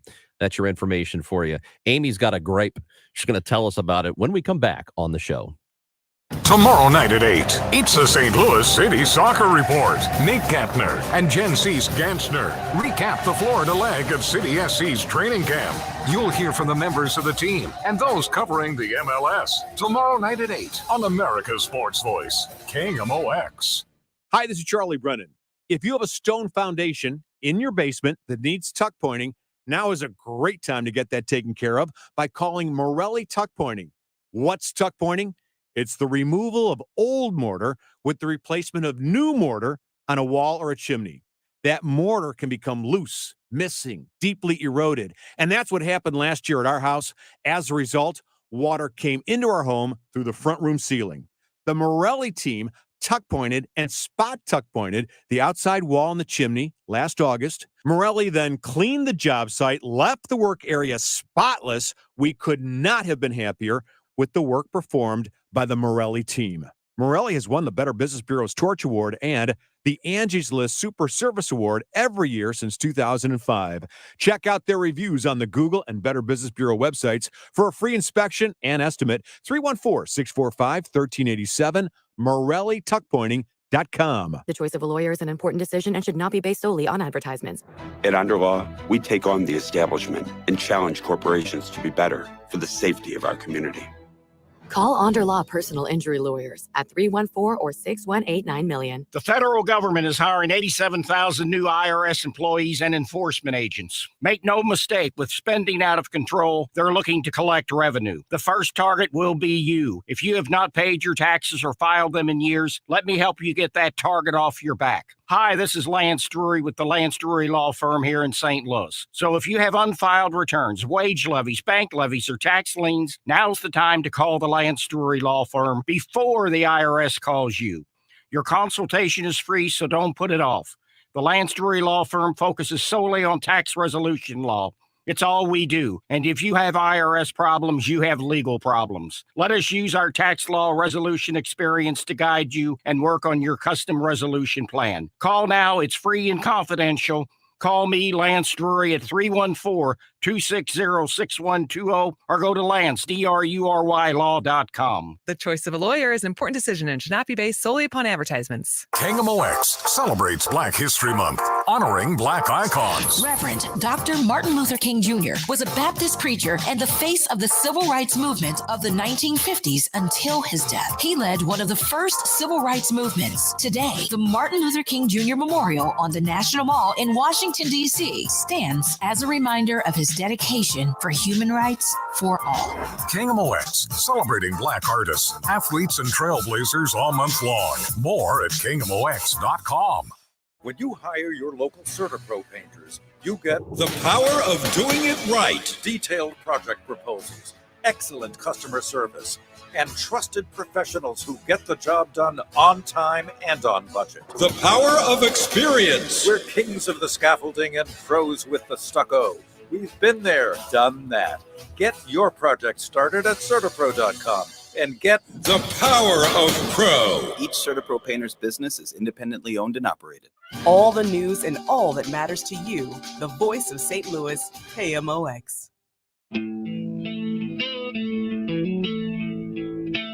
Oh, yeah. I just looked at the map. You're definitely going to want to avoid southbound 170 between Midland, Lackland, and Page. That Midland, Lackland exit, or I don't even think that's an exit. That's not an exit there. Or maybe it is. I don't know. At any rate, from there, Yeah. all the way down to Page, southbound 170, it's a parking lot. So don't go. Make other arrangements. You know how Google Maps has green, Yeah. yellow, orange, then red, and then that really dark red that means everything it's dark is, red. It's all. So it's actually between St. Charles Rock Road and Page. So if you're heading that direction south, and you get to St. Charles Rock Road, get off there. Do not do not go any further south. Okay, I heard a story this morning on Total Information AM about St. Louis being the most affordable city to live, the most affordable, livable cities out of this 25 markets, comparable markets. So top 25 metro areas, because we're a top 25 market. Yep. And your first thought is, of course, St. Louis is a great place to live. When you do go to big cities like Washington, D.C. or L.A., and it's just there, and we don't really have traffic in the St. Louis area, and housing's expensive. And I know we talk about housing prices here, but relatively speaking, St. Louis is great. But are we the most affordable because we're the least desirable of the 25 markets? I think that's true of any city that's affordable. Because if a place is desirable to live, it will naturally cost more to live there. I think, okay, maybe I'm wrong on this, but I mean, Dallas is a great city. There's a lot going on in Dallas. Dallas is affordable, relatively speaking. Maybe not in the heart of downtown, but Dallas proper, the bang for buck that you can get in Dallas is pretty darn good.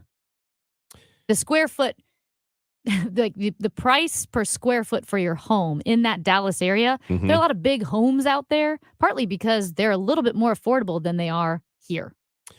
So I don't know what the cost of living in Dallas is. On this index that I'm looking at, North American cities, it is, well, according to this, And I'm not even sure where these numbers are coming from. I used Google. Yeah. Google is totally reliable. But this website is numbeo.com. I don't what? Numbeo.com, cost of living index. Mm-hmm.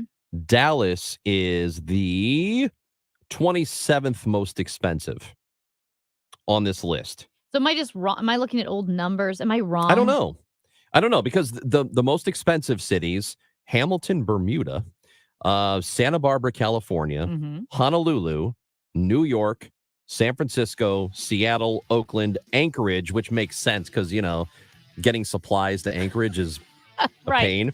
Boston, Sacramento, Washington, D.C., San Jose, San Diego.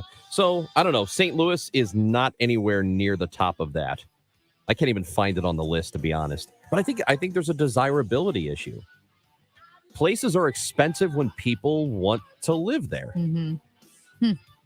Because they can. It's supply and demand, right? I like living here. Yeah, me too. I live here. So do I. Hey! You want to move or not? No. Okay, we got to go to break. Weeknights at 6. It's Sports Open Line. Welcome into the program. My name is Matt Pauley. Matt gets you inside the world of sports. Cardinals, Chiefs, Billikens. You'll get it all and much more. Special edition of Sports Open Line. We are live at Winter Warm-Up. Matt brings you sports insight, special guests, and player interviews. Very happy to welcome on to the program Cardinals outfitter Tyler O'Neill. Sports Open Line for everything sports. Weeknights at 6 on America's Sports Voice. KMOX. Finding great candidates to hire can be like, well, trying to find a needle in a haystack. Sure, you can post your job to some job board, but then all you can do is hope the right person comes along, which is why you should try ZipRecruiter for free at ZipRecruiter.com/radio. ZipRecruiter doesn't depend on candidates finding you. It finds them for you. Its powerful technology identifies people with the right experience and actively invites them to apply to your job. You get qualified candidates fast. So while other companies might deliver a lot of hay, ZipRecruiter finds you what you're looking for. The needle in the haystack. See why 4 out of 5 employers who post a job on ZipRecruiter get a quality candidate within the first day. ZipRecruiter, the smartest way to hire. And right now, you can try ZipRecruiter for free. That's right, free at ZipRecruiter.com/radio. That's ZipRecruiter.com/radio. ZipRecruiter.com/radio. When you want a brand new kitchen, there's nothing to it. There's a brand new way to do it. 3-day kitchen and bath. Marilyn Facer recommends 3-day kitchen and bath. Working with Dave was an absolute delight. Once everything was scheduled, everything went perfect. Have you ever had a remodel done before? About 25 years ago, and it was a nightmare. Was 3-day kitchen and bath on time? There was no delays. Everything was on time. All the deadlines were met. Everything came at once. Would you recommend 3-day kitchen and bath to your friends and neighbors? I highly recommend them to anybody. Top quality products and craftsmanship in 3 days or less. Call 3-day kitchen and bath. Always on time as promised, at the price promised, and your job comes with complete satisfaction guarantee. No ifs, ands, or buts. Visit their website at 3daykitchen.com. That's 3daykitchen.com. 3-day kitchen and bath. At 11:30, it's sunny and 29 degrees downtown at the Arch. The FBI is conducting a search of President Joe Biden's Delaware Beach home as part of its investigation into the potential mishandling of classified documents. That's according to a statement from Mr. Biden's personal lawyer. The Reverend Al Sharpton will deliver the eulogy for Tyree Nichols 3 weeks after the man's death following a brutal beating by Memphis police after a traffic stop. To entice you to donate blood over the next few weeks, the American Red Cross is offering some incentives, a $10 gift card to Amazon to those who donate. Then they'll enter you into a drawing to win a trip for 2 to Clearwater, Florida. Donors of all types are needed right now, especially O donors. Platelet donors are also necessary to meet daily demand by hospitals. And I-170 South is completely closed at Page right now. There's a crash there. It's got the entire interstate closed, I-170 South at Page. We've got a crash on 55 North at Route Z and a stall 270 West at 367 South on the left shoulder. Weather sponsored by the Penn Mutual Life Insurance Company. Not as cold as yesterday. Mix of sun and clouds with a high of 35 degrees. Clouds tonight, the low 23. For tomorrow, the high 46. Are you considering life insurance? Penn Mutual's accelerated client experience makes applying for life insurance fast and easy. Ask your independent advisor. Go to pennmutual.com/STL. 29 degrees downtown at the Arch. I'm Michael Calhoun, KMOX News. For Ophthalmology Associates. For the best eye doctors, you need to see the doctors at Ophthalmology Associates. YourEyeDoc.com, 314-966-5000. Broadcasting from the Underline Tree Lawyers. GetJim.com studios. KMOX. The St. Louis Symphony Orchestra and Disney Concerts proudly present Star Wars: The Force Awakens in concert February 3rd through 5th at Powell Hall. Watch the iconic film as the SLSO performs John Williams' Oscar-winning score. Tickets available at slso.org or by calling 314-534-1700. Don't miss Star Wars: The Force Awakens in concert with live orchestra. I'm Dakota Hudson. I'm Jordan Hicks. I'm Cardinals pitcher Jock Flaherty. I'm Tommy Edmonds. I'm Cardinals outfielder Jordan Walker. I'm Paul DeYoung. I'm Woodson Contreras. I'm Adam Wainwright, and you're listening to the voice of the Cardinals, KMOX. KMOX is Cardinals Radio.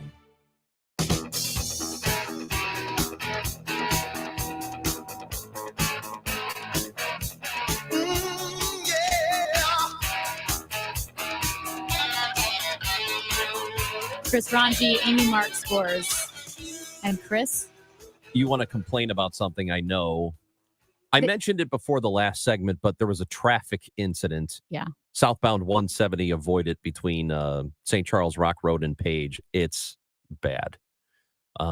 Anyway, on 170. So, so then we didn't get to the thing that you're mad about. I'm not mad. It hurt my feelings. Okay. What is it? Okay. ExxonMobil posted the most... Love their gas. Great gas. Posted the most profitable year of any Western oil company ever. Oh, that's great. They made Nice. $56 billion, with a B, $56 billion in profit last year. That's equivalent to $6.3 million of profit each hour. Uh-huh. Yes. So again, they had a historic year, not just for their company, but for any Western oil company. So now the earnings of Western oil giants altogether are projected to have been over $200 billion. Now, this outpaces companies like pretty much any other company, any vaccine company. Okay. It outpaced tech companies. Really staggering, it outpaced big banks.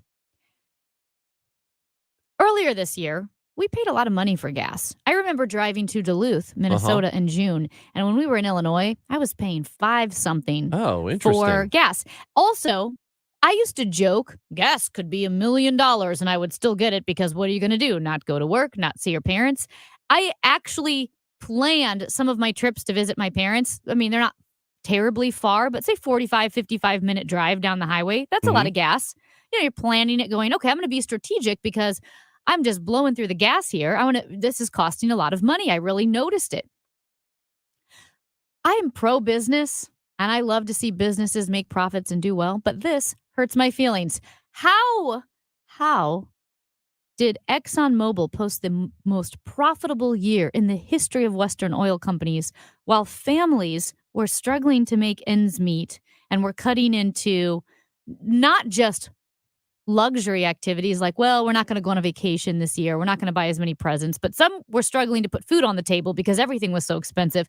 Something seems off to me. And I know I don't know all the ins and outs, but I thought, as someone I like big business. I'm pro-business. This hurts my feelings. Because they can. It's because they can. And by the way, I am a progressive person. But to say, and I'm not saying you are saying this, but I think people believe generally, people who see things the way I do, that we are anti-business. We are not. We're not the way our country operates does not work unless businesses do well. Small businesses, big businesses. But there is a line that each business really needs to find, that you don't really need to make more than this, and you don't need to gouge your customers more than this, but they do it because they can. And then what really irritates me is the average person who is directly negatively affected by it. Like, so we were all affected by the gas. Anybody who has a car, if you live in St. Louis, it's very likely you have a car to get to work because there isn't a great public transportation system. There is one, but it's not great. And some people have to rely on it. But if you're one of those who drives to work, drives to get to where you need to go, you don't live in New York City with a subway system or Chicago with a great subway system, you have to drive, you have to pay for gas, which means you are negatively affected by this. What irritates me more than anything is a person, an average person who will go to the mat for these companies who are very clearly gouging and will defend them and say, well, there's a lot of uncertainty. There's a lot of uncertainty in your life. Why is their uncertainty more important than your uncertainty? Here's the news. It isn't. It isn't, but they do it because they can get away with it. And why more people aren't up in arms over, more people are upset about a poor person getting an extra $500 a month from the government than they are with companies doing stuff like this, gouging you every day. Why aren't you more upset about that? I think that's an excellent point because that's a really good point. And with the eggs thing, for example, another example of that, these egg companies, they don't have to be charging extraordinary amounts of money for eggs right now. That avian flu thing, that was, a year and a half ago? Yeah. They don't have to be doing this. They're doing it because they can, and they know you're going to pay for it. And this is, again, I mean, I've been on this station on record multiple times criticizing the Biden administration for imposing regulations. They say, oh, well, they've got the leases for fossil fuels, and they're not, they could make the oil if they could. And then we talk about the pipelines that have been shut down. And I've defended the oil companies saying, hey, they're driven by profit just like everyone else. I've looked at the Biden administration and say, well, it looks great that you want to go green. We don't have the infrastructure to be completely electric cars right now. We're not as EV friendly as some of the policies would lead us to believe. It's just the United States is so big and so spread out. I get it, right? Okay, fine. I have no problem with oil companies making profits because profits are good. That's why I'm glad Pfizer made a profit for the vaccine. Pfizer, led the way. BioNTech, they led the way because they were incentivized. There is a monetary incentive to create this vaccine and get it out there. That's great. That's how capitalism works. However, something is broken if we're paying $4, $5 for gas. By the way, the price of gas is going up now. It's continuing to go up. It went down a bit. It's going back up, and there's no relief in sight. Meanwhile, I mentioned the $56 billion Exxon made in profit. Exxon shares rose 80% for the year, right? They also collected $76.8 billion in cash from its operations. That means their full year total revenue rose to $413.7 billion compared with $285.6 billion the year before. Gas prices are going up for you and me. Something's broken here. They can get away with it, and nobody's going to do a damn thing about it. That's the bottom line. There is no other explanation to it other than they can. And what are you going to do? Because the government's not going to step in and say, hey, no more price gouging. Though I guess they technically could, right? It was done right after 9/11. When I remember the day 9/11 happened, while it was going on, that day and the following day, there was this concern there was going to be a run on the gas stations. And there was this concern on top of it that the gas companies were going to start jacking up prices. And President Bush stepped in and said, no, we're not doing that. I almost feel like that's the reason government should exist, is for stuff like this to say, hey, we want you to make a profit, but there's nothing that says you should be able to make an outrageous profit on the backs of all the people that you're serving. Your gasoline is essential to the operation of the country and the world. I mean, let's be honest, even though we're trying to go greener, which we should, for the time being, the country, the world runs on gasoline. And if we don't have it, everything comes to a screeching halt. There is nothing that says you should be able to make crazy profit year by year, double your profit year by year, or make a certain percentage more at the cost of everybody else who needs the service. And so that's where I come in, and that's how I feel government should be a part of our lives, that they should be able to keep companies from doing this stuff to you. Yeah. And again, it's the same way that I want Pfizer and pharmaceutical companies. I don't want them to be run by the government. I like that scientists and companies are incentivized to create new vaccines. But then you have the price gouging that takes place in the U.S., where things like the EpiPen or insulin cost way more in the U.S. than they do in other countries because they can get away with it. And we know Biden, shut down the Keystone Pipeline, and that's what drove gas prices up. That's such nonsense, because there was never guaranteed that gasoline had to be sold back to us. Right. And that's what I mean. So we know that Biden had already said, he's been on the record saying he's going to go to war with fossil fuels. Well, of course, then those companies are going to be reactionary to Biden administration. And I'm distrustful of the Biden administration. Now I'm also very distrustful of the gas companies. I think you should be system. You should be more distrustful of the companies that have actual control over how much it costs. Right now, I'm inclined to believe you. It should always be that way. Because they have control over this. The president does not. Yes. Now, we know back in 2020, that oil collapse then was Exxon's first annual loss in more than 4 decades, and they actually dropped off the Dow Jones Industrial Index that averaged that year. Well, they've bounced back. Yeah. So this is a thing that we've talked about before. We talked about it when Kevin was on the show with us, that companies generally, and gas companies seem to be the worst of it, they are very quick to react when there is a possibility that down the road they might take a hit, maybe. But they're very slow to react when things are going well for them, and they could put the costs, they could alleviate some of the costs for the average person. Very slow to react to that. But if there's this, oh my God, maybe 2 years from now, there's not as much money in gas because we've moved away from it, we better be careful. It's a ridiculous game they play, and we continue to play it, and we don't call them out on it. And in fact, not only do we not call them out on it, but too many of us go to bat for them, which is it's such a dumb way to look at it. Well, and again, I don't understand. If you have thoughts on this, 314-436-7900. We've talked to various experts in the energy sector, oil, gas. We know that there are certain regulations, government regulations, that can make it harder to drill. It can make it harder to have capacity, so that they may have permits, they may have leases, but they're not actually able to produce at those locations. I think we had this conversation 6 months ago.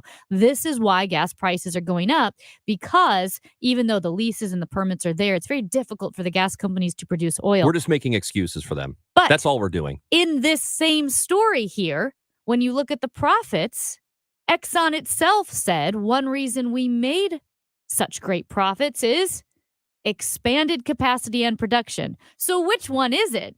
Is it that you had to raise prices because you couldn't produce what you were expecting? Or did you make the profits because you had expanded capacity and production?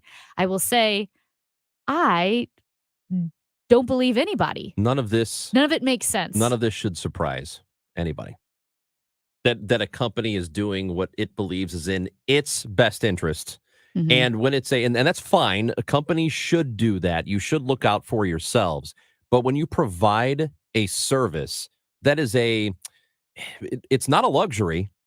Gas and oil, not a luxury. The way the planet is now, it is not a luxury. It is a necessity. And because it's a necessity, I think it should be monitored differently than, I don't know, toys or something or video games or whatever. Something's broken. I don't want the government to take it over. I don't. Well, it should be taken over, but there should be more regulation on them. Yeah, something seems off. Yeah, absolutely. And that's you why, should not be able to gouge people for necessities. Yeah, and that's why, again, I'm just being honest. Exxon, you make me feel like a doofus. Because I don't like excessive government regulation. I think it can be bad for a free market. I think some is very much necessary. And I will say, when you see these numbers, either I'm missing something or I'm a doofus. Well, you are a doofus. Yes. Not because of this. Why, thank you. But thank you for coming around. Well, I don't know what I came around to. I just feel like Exxon hurt my feelings, is what I feel like. Well, they did. They're really... I don't know what else to say. I'm just being completely honest, folks. They did this to you, especially. They did it to all of us. Because but my mom really and dad to live you. far away, and I got to go visit my mom and dad, and I'm paying premium money to go see them. Meanwhile, Mr. Exxon over there is rolling in cash. Texter says greed is one of the reasons we're in such a moral decline. Wow. I don't know if we're in a moral decline. I think we've been doing this moral decline thing for centuries. Well, you can't decline anymore. I can't. I'm at the bottom, baby. Amy Marks Kors and Chris Ranji, the least moral person in the world on the show. Let's face it, credit cards are pretty much a necessity. New tires for the car? Here's my card. I order takeout, here's my card. And most of us just accept the high interest rates credit cards charge as a necessary evil. What are you going to do? Get a low fixed rate credit card consolidation loan from Lightstream from $5,000 to $100,000 and pay off those credit card balances. Apply online and you could get your money as soon as the day you apply. The average credit card company charges over 19% APR. But with Lightstream, you can get a fixed rate as low as 7.99% APR with autopay and excellent credit. Now I can pay off my high-interest credit cards and save money with a much lower rate. Apply today at lightstream.com/radio and get an additional interest rate discount. That's lightstream.com/radio. Lightstream.com/radio. Subject to credit approval. Rates range from 7.99% APR to 23.99% APR and includes 0.5% autopay discount. Lowest rate requires excellent credit. Terms and conditions apply and offers are subject to change without notice. Visit lightstream.com/radio for more information. Love is in the air. It's a brand new day. Birds are singing duets together. And squirrels are chasing each other across the treetops. Everyone has a twinkle in their eye. Boom, chicka-boom. Don't let junk get in the way. We make junk disappear.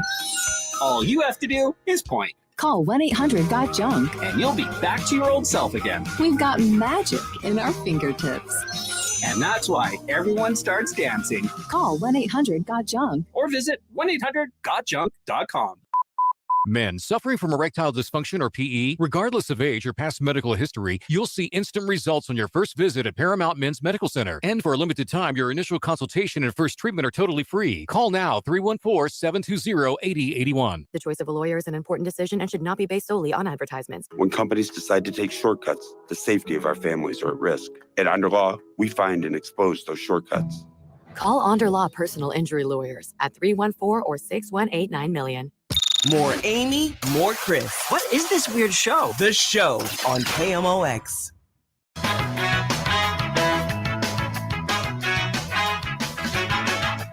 Amy Marks Kors and Chris Ranji on the show. Good to have you with us today. I'll keep reminding you how good it is to have you with us. We're glad you're with us. We hope you're listening on the Odyssey app. If you're not listening on 1120 AM or 98.7 FM, you can also go back and get anything that you've missed. If you missed an interview, a segment, a full hour, full show, whatever, it's on the Odyssey app, and that app is free. We highly recommend downloading it. Also, KMOX.com. Text messages, welcome, 314-436-7900. And quite a few text messages have come in regard to our latest segment talking about Exxon and the profits they are seeing, despite the fact there was a global shortage or whatever their problem was. and we all had to pay for it. And they still made an absurd amount of money as a result of this. This text says deregulation has led us to the problem. And, they're blaming you. Amy is part of the problem. Probably. I mean, in Yeah. most things I am, but I appreciate you saying that. Another texter says it is almost like they need to have government regulations to rein in business greed. And I would agree with that. I think companies should make profits, but there's got to be a point where if you're not doing right by the citizens, then what's the point of you? And in these types of situations, like you mentioned, it's not a utility, but almost kind of is. It's not like you can open up your own oil company and compete and go, well, I'm going to create my own company. That's the free market. I mean, they have something of not a monopoly, but there aren't a lot of options. What are we supposed to do? Yeah, I don't know what we're supposed to do. That's a great question. Another texter says eggs have an 8-month turnaround to replace them, and 52 million birds died in 2022. Is that accurate? Is it 52 I have no idea how many million? birds How many died. birds are there? 1 billion? I bet it's one of those things you hear like 52 million have died, but Yeah. in reality, there's like 2 billion of them. I did So hear it's a drop something in the bucket. really, really interesting. And this is from Sarah Isger of The Dispatch. She's also on with ABC. When you talk about massive changes in production and supply chain, Yeah. Wendy's, and I don't remember if it was Wendy's switched from red onions to white onions or white onions to red onions. At any rate, Wendy's was going to switch the onion on their hamburgers. They had to give the onion companies a 2-year notice because So they can adjust. so they could adjust. That's how much the supply chain is kind of on that razor thin edge at all times. So here's the numbers. They had to kill roughly between 43 and 58 million birds. There are 320 million of them. So that's down about 5%. Yeah. Did they jack up prices by 5% or do they jack them up by double? Yeah. I don't know. It's about double because in some places you're paying $8 for 12 eggs. Yeah. And I think I saw somewhere it was 10, closer to 10. So Hey, if it's 5% more because you have 5% fewer birds, then charge 5% more. But they're clearly gouging because they can tell you, hey, we've got this problem. The flu came through. We had to kill all these birds. So the production is down. Sorry, everybody, but you understand.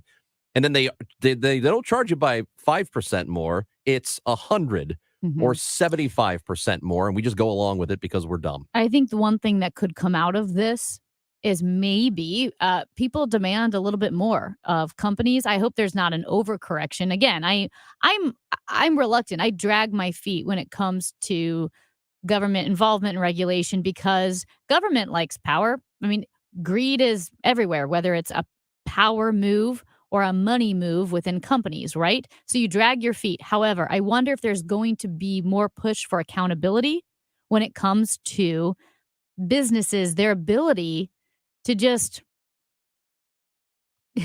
really screw people over. Short answer, there will not be.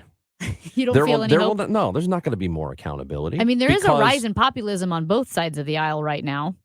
The egg lobby. I bet the egg lobby is powerful. And the egg lobby, they will, from what I understand, they will walk around the Capitol building, Capitol Hill, and they will put eggs in the pockets of all the Congress people. If you Google... And they'll say, hey, take it easy on us. So nothing's going to be done. I'm telling you right now, it will continue to be this way forever. If you Google what's the difference between lobbying and bribery, I'm not even kidding you. In the first paragraph, it says the primary difference is one is considered legal and the other one is not. That's the difference. Listen. Like and I understand the purpose of lobbying, but when you look at the top lobbyists in Washington, D.C., it's very easy to see why there will not be changes in certain sectors. No, you're right. Pharmaceuticals, It is nothing's going to happen. It's far too lucrative for the individuals who receive payment from lobbyists.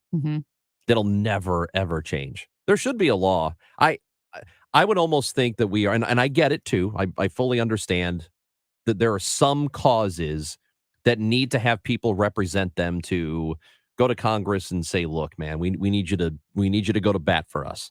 I get that, but I am almost willing to do away with all of it so that nobody can pay a congressperson money to a campaign or whatever. So that we don't have to deal with the fallout from it, because we always come out on the wrong end of it every single time. Yeah, it would be interesting to talk with John Hancock and Michael Kelly about this, because lobbying is both necessary. Some can argue it's both necessary. No one would debate that it's controversial. And again, you look at the top lobbyists in Washington, D.C., and it's not hard to assume, major changes aren't coming. I'm told my math is wrong. It's 20%. So it's a 20% decrease. Okay, fine. Charge us 20% more, not 75 to 100. Either way you try to spin this, it's absolutely wrong what the egg companies have done, and the gas companies too. But we're cool with it. Amy Marks Core's Chris Ranji on the show. After a decade of rising home values, Fed Chair Powell says we're entering a difficult market correction. Translation, your home's value is likely to plunge. That's bad news for all homeowners, but especially if you're retired or nearing retirement and need the cash that's tied up in your home. Here's a smart solution, TrueHold. TrueHold will buy your home today before values plunge. But here's what makes TrueHold unique. You can continue living in your home with a comfortable rent. The cash is yours now to do whatever you like. Travel and enjoy retirement, invest it, pay off all your bills, whatever. TrueHold even covers property taxes, insurance, repairs, and maintenance. TrueHold is the simple, easy solution to unlock financial freedom without having to move and disrupt your life. Discover how much TrueHold will give you now, while its value is high. Call 855-300-9993. Again, 855-300-9993. That's TrueHold. Visit TrueHold.com. TrueHold.com.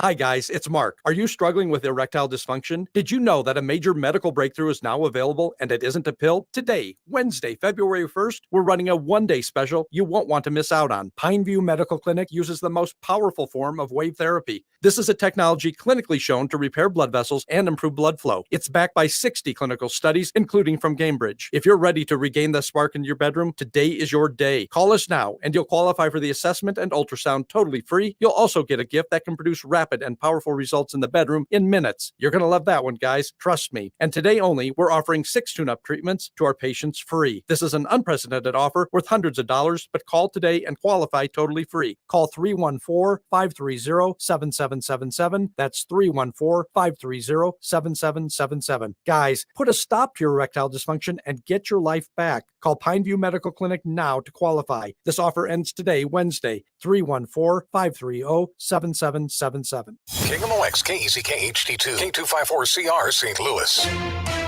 The home of the Cardinals, KMOX. Always live on the free Odyssey app.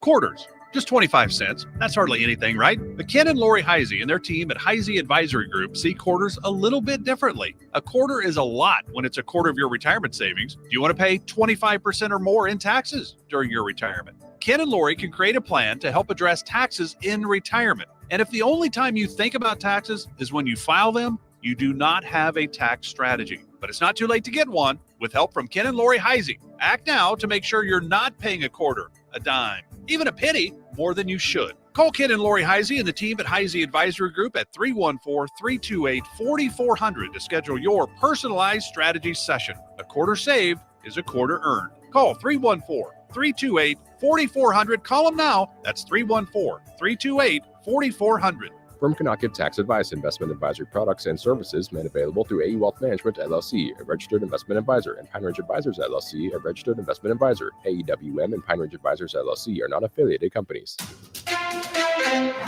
Mid-America's most trusted source for news, KMOX. At 12 noon, we've got some sun, 30 degrees, downtown at the Arch. The news is sponsored by Michael's Flooring Outlet, the flooring experts, michaelsflooringoutlet.com. I'm Michael Calhoun. Our top story this hour, St. Louis Public Schools announced a new superintendent has been selected to replace Dr. Kelvin Adams. Dr. Scarlett Adams takes over July 1st. She's from Seattle, where she served Seattle Public Schools for 24 years and has been assistant superintendent of academics since 2021. The FBI is searching President Biden's home in Delaware as it continues investigating its handling of classified documents. CBS News White House correspondent Stephen Portnoy. This search wasn't announced in advance. A news crew stationed outside the president's vacation home saw FBI vehicles rolling in. The president's private attorney says it was a planned search done with Mr. Biden's consent. It's the third time now that agents have sifted through the president's papers and effects. There was the search in Wilmington last month, and we learned just this week that the FBI also searched the president's D.C. think tank office in mid-November. There are plenty of productions in the pipeline ready to film in Missouri if the legislature approves a bill offering a tax credit. Fresh off testifying before the Missouri House Economic Development Committee, Michelle Davidson of Film in Mo says it went amazingly well with lawmakers listening and asking questions about a bill to restore the tax credits that were cut a decade ago. We are one of 15 states that don't have an incentive, and these other states are not only adding incentives, but they're raising their cap. They're wanting more. They're seeing the programs work. She says the show Tulsa Kings, now renewed for a second season, was supposed to be the Kansas City Kings, but no incentives to offer. A loss, she says, of $50 million. Debbie Monterey, KMOX News. Tom Brady has announced his retirement. Brady won a record 7 Super Bowls for New England and Tampa Bay. He posted the announcement on social media in a brief video that lasted just under a minute. He says this time it's for good. Daytime talk show host, psychologist Dr. Phil McGraw will end his show after 21 years. Dr. Phil McGraw was a frequent guest on Oprah Winfrey's show and spun off to his own show in 2002. He has decided to end his run, but this doesn't mean the show will go off the air. He just won't make new ones. CBS Media Ventures will continue to offer reruns with occasional new wraparound content. McGraw, who is 72, says there's a lot more he wants to do, specifically primetime programming. He did not give details. I'm Margie Zaraletta. The KMOX Business Desk correspondent Rita Foley reports on the number of available jobs. The job market's been surprisingly resilient as economists worry about a possible recession ahead. Job openings rose to 11 million in December, a sign the labor market remains hot. Economists had expected job openings to drop slightly in December. The Dow from Stifel's down 366 points to 33,719. They've cleared that crash that was on I-170 South at Page. There's still a stalled vehicle, 270 South before Manchester, 270 West at 367 South on the left shoulder, and a stall 55 North at Imperial, Maine on the right shoulder. This afternoon, we'll see a mix of sun and clouds, and temperatures not as cold as yesterday, up to 35. We're in the low 20s tonight. Milder tomorrow, up to the mid-40s, but then a plunge back into the 20s despite sunshine Friday. Then warming up into the upper 40s Saturday, upper 50s on Sunday as that warm-up gets underway again. I'm AccuWeather meteorologist Dean DeVore, the voice of St. Louis, KMOX. We've got sun, 29 in Florissant, 31 in St. Peters, and 30 degrees downtown at the Arch. I'm Michael Calhoun, KMOX News.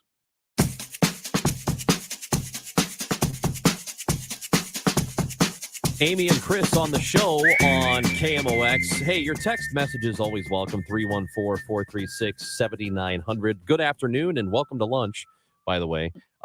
We want your texts. We do not want text messages like these from a 636. Great. Says the egg lobby is not powerful. They're just a big yolk. Look, we're not doing that today. We're not doing that today. We're not doing that ever. Okay. So do not send any more bad pun text messages because we are not going to read them. Especially not now. Because we are joined in studio by Rennie Knott, who is a co-anchor of Today in St. Louis on KSDK Channel 5. What's going on, my friend? Not too much. Just trying to stay awake. I know. This You just woke up, didn't you? No, I woke up, let's see what time's it now, 12 and a half hours ago.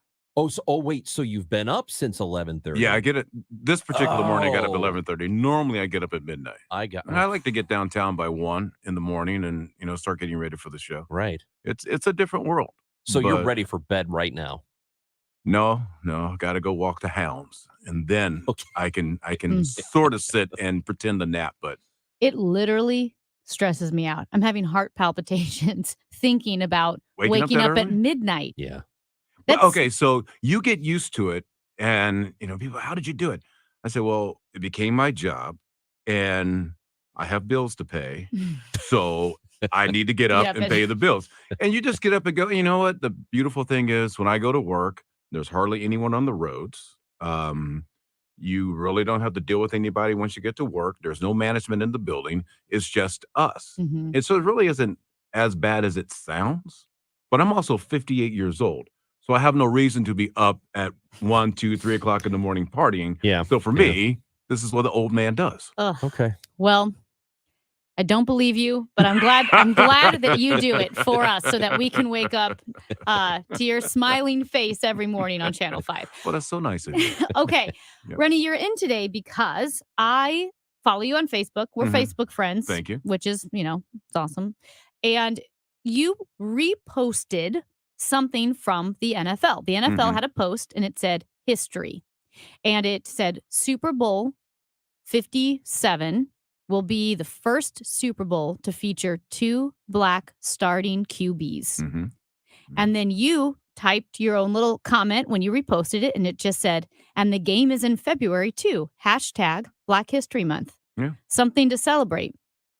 The comments did not necessarily go in the direction that one would expect for this Yeah. celebratory Yeah. moment. And I really wanted to have this conversation because there were several commenters who pushed back. Well, what difference does the color of their skin make? Mhm. And Mhm. Patrick Mahomes is half white or half black, and why does that even matter? Yeah.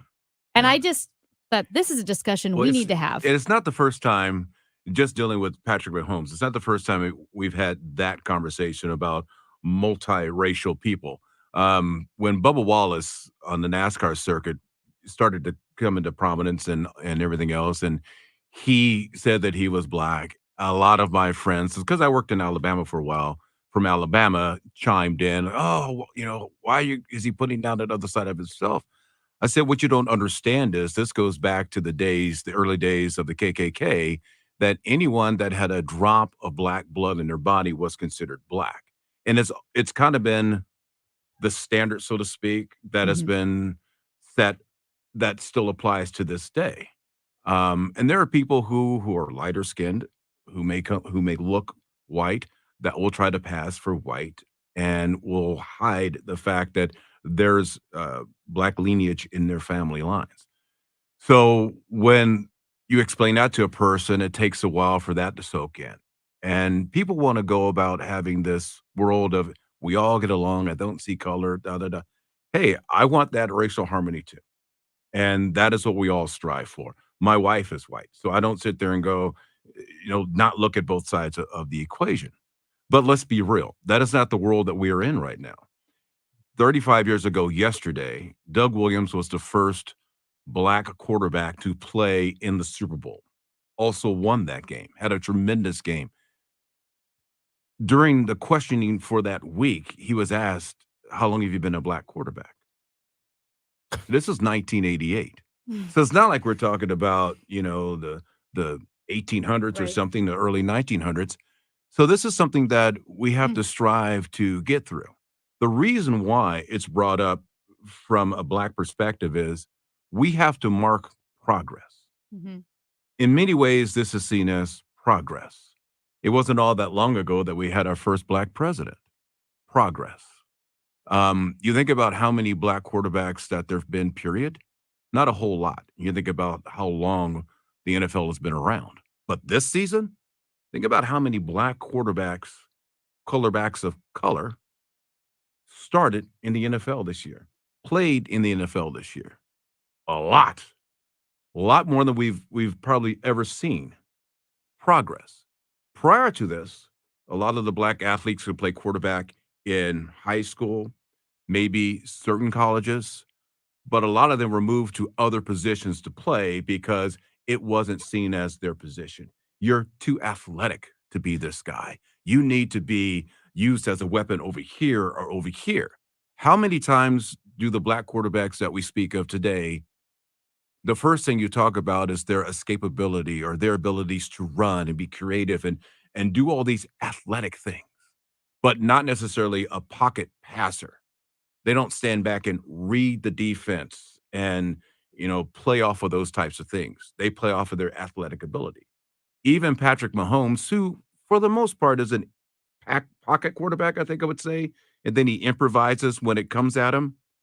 But again, people will emphasize his athleticism. It happened with Lamar Jackson. Mm-hmm. Should have been a receiver. Mm-hmm. Then he was an MVP as a quarterback. Mhm. It's happening with Justin Fields now Mm-hmm.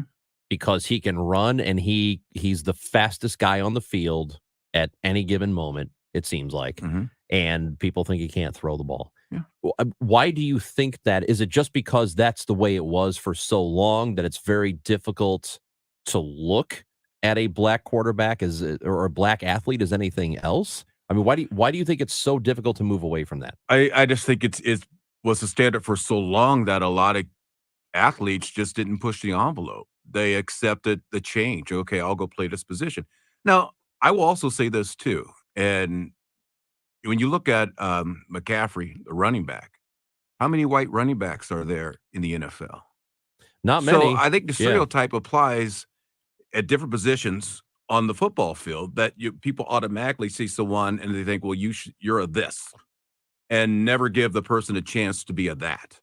But I think the tide is changing, at least when it comes to the quarterback position. You're seeing more people get the opportunity, but also offenses have changed that now allow for the more quote unquote athletic quarterback to take advantage of all of his abilities.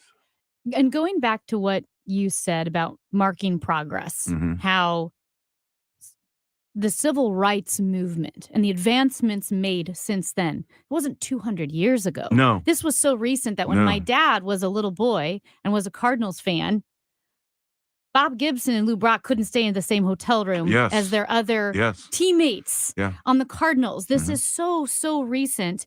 And my first thought when someone said, well, why does it matter? Why does it matter? And some of the commenters, and I will say they were white commenters, why does it matter what color their skin is? And like you said, well, we want racial harmony. What I wanted to say is, you, meaning the white Americans, made it matter for 345 years. We had legalized racism for 345 years. Skin color mattered for almost 400 years in the United States. So now when you mark progress in trying to achieve racial harmony, you need to mark that. Yeah. That's something to celebrate. Well, a lot of this is systemic, and a lot of it is because it's kind of always been that way, and no one really could tell you why. You got redlining where people ended up not being able to live in certain areas and things like this because of the color of their skin.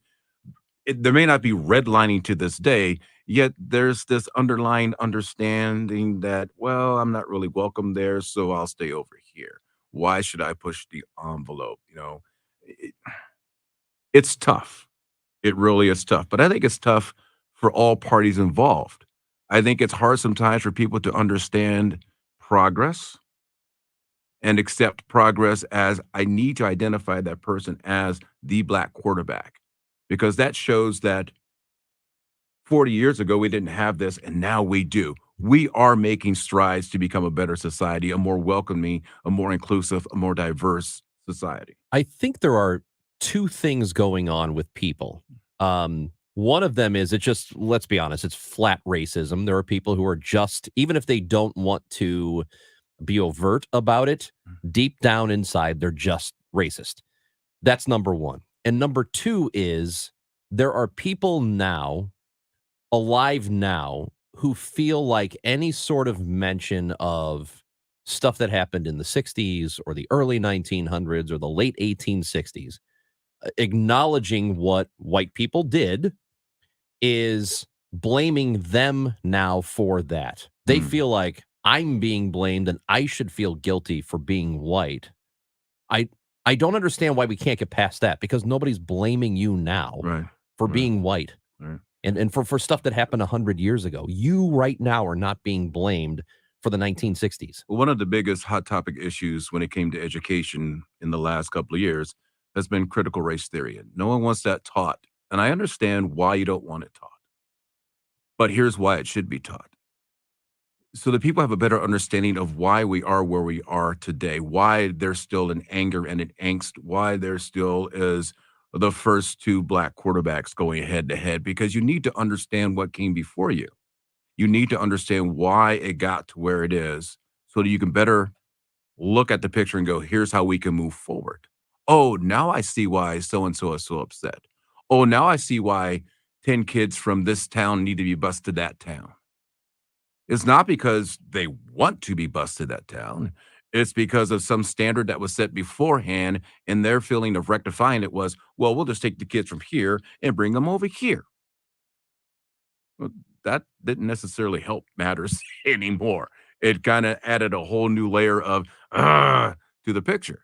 You know, we moved over here because we wanted to get away from certain things. And now you bring that element to where I am, and that child doesn't feel comfortable in that environment.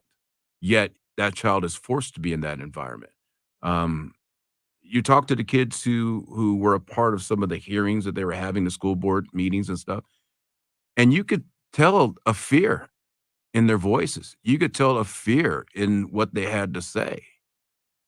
And that's why certain things need to be talked about and have a conversation. And the conversation needs to lead to something. The number one thing it needs to lead to is understanding and compassion and empathy.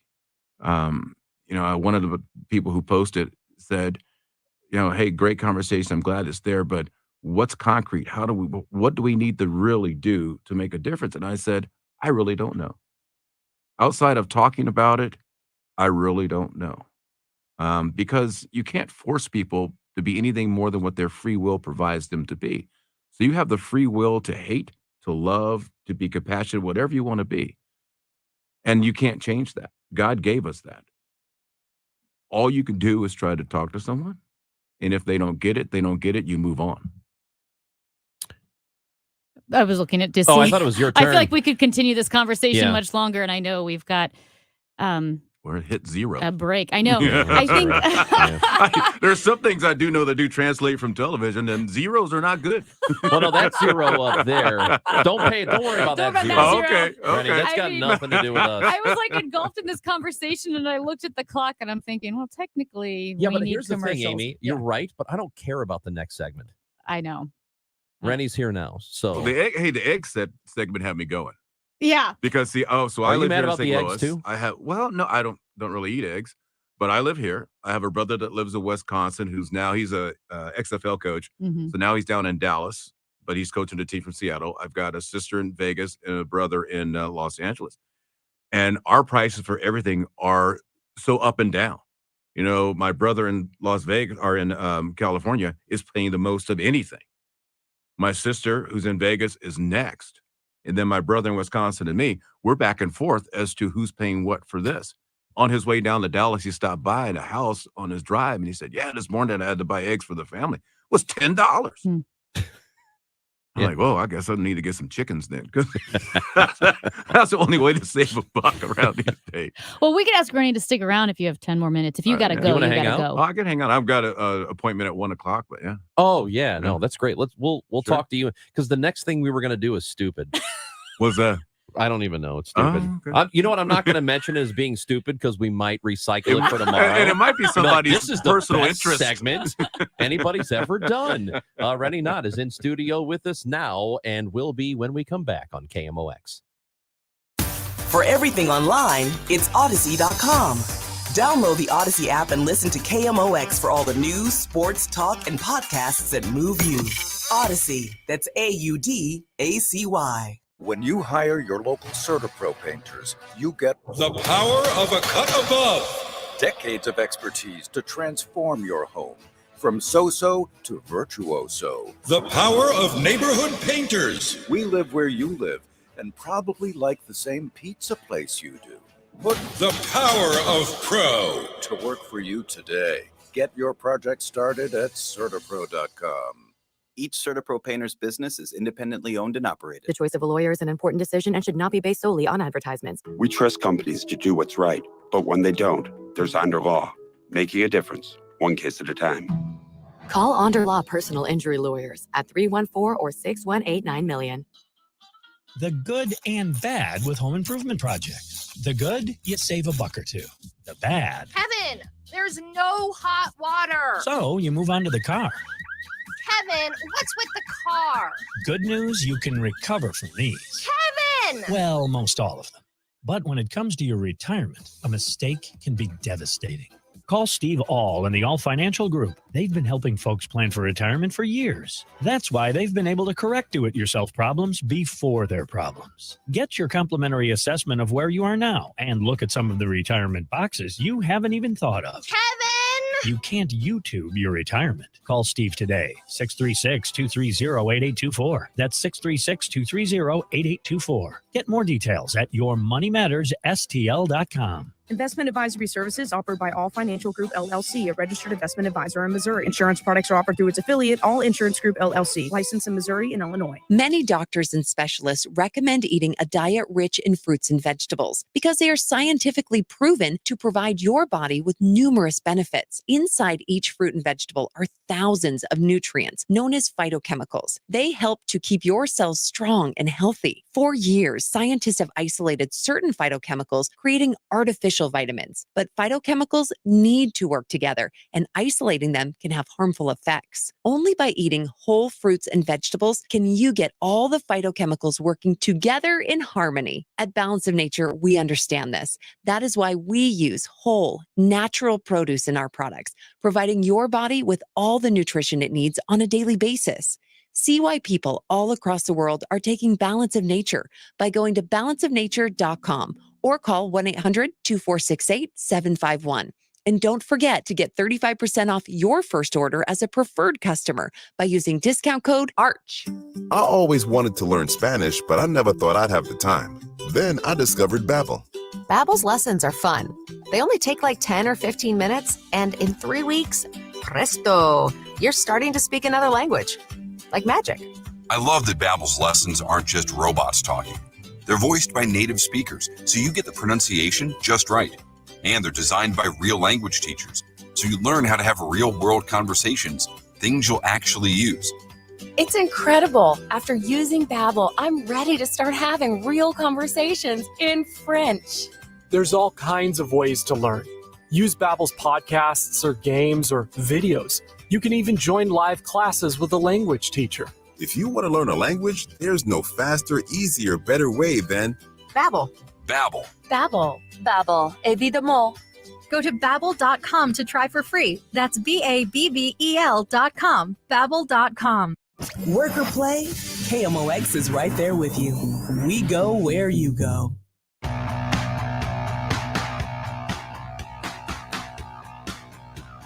Rennie Knott is in studio.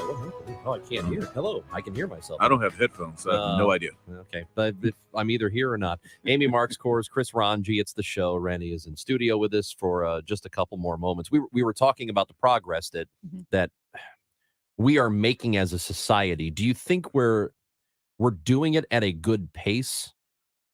Clearly, there's more for us to do, but is it happening fast enough? I would say that we're doing it. Okay, that's progress, that we're even doing it and we're not getting the brushback that you got in the 60s. That, I was thinking about this. I'm 58. So in the time that I've been alive, interracial marriage was okayed. Civil rights were okay. And it's not all that long ago. No. Not all that long ago compared to how long it took to get there. But we are getting places. Should we move faster? Yeah, we want to move faster.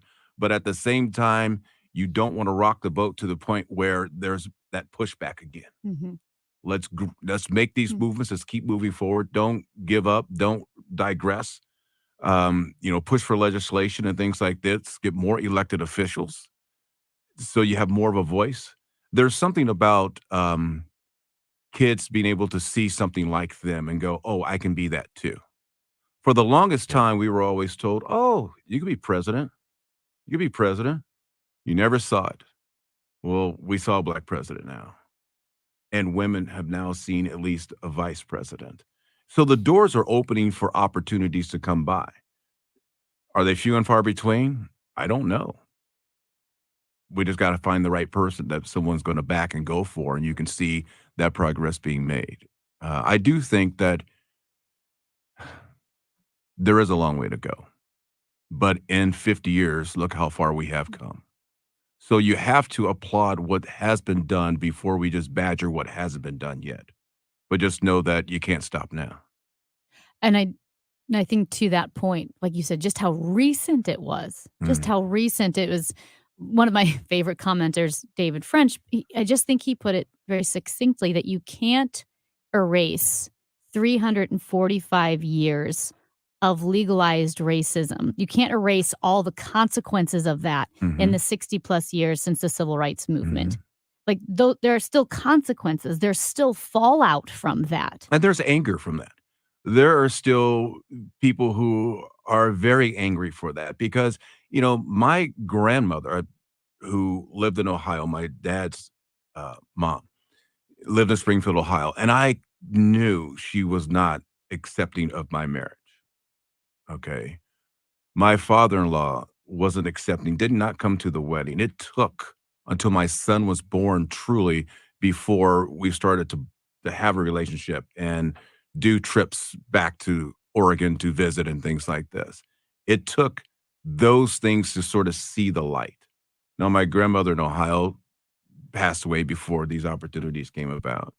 My family was always welcoming of everybody and everything like that in California, so I never dealt with those animosities. When I went to high school, so I grew up in two places, South Central Los Angeles, up until the 10th grade, and then Upland, California, 10th, 11th, and 12th.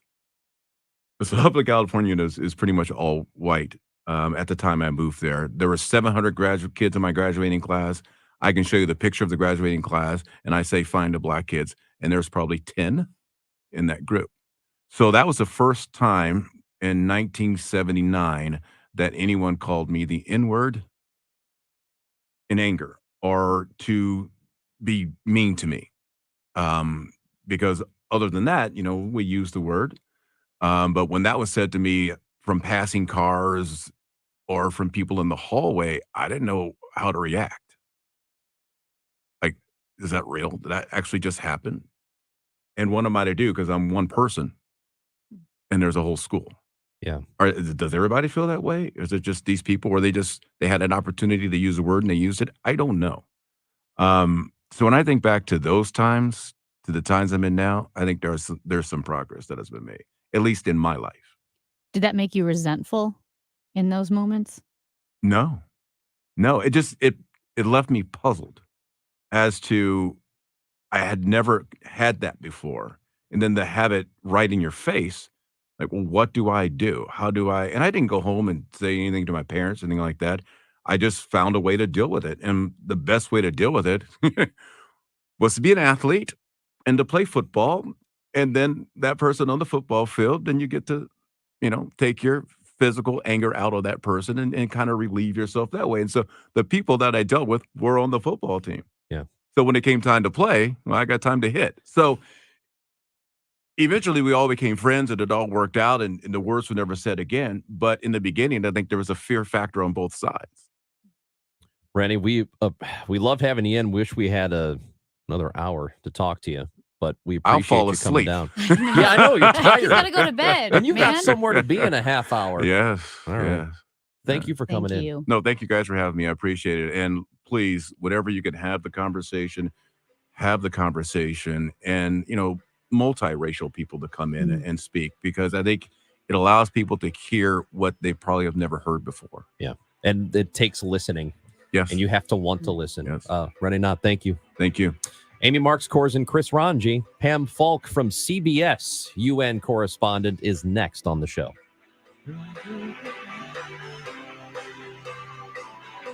I make a recommendation, you can be sure that I've done my homework and I only promote the best. So when it comes to real estate, I only recommend one realtor, and that is Gloria Liu with Your Home Sold Guaranteed Realty. I've been recommending Gloria for years now. I've met her clients, I've seen her systems, and she's the only agent I would trust to sell my home. Gloria Liu's proven track record for selling hundreds of homes this year alone should give you the confidence that she will help you sell for the most money, or the fact that Gloria already has the buyers looking to buy right now. That's why Gloria will actually guarantee in writing to sell your home at your price and your time frame, or she'll buy it herself. Call Gloria Lou today at 314-325-6888, 314-325-6888, or you can find her online at gloriahasthebuyers.com. Conditions apply. Gloria and seller must agree on price and possession date. At 12:30, we've got sun and 30 degrees downtown at the Arch. The FBI has searched President Joe Biden's Delaware Beach home as part of its investigation into the potential mishandling of classified documents.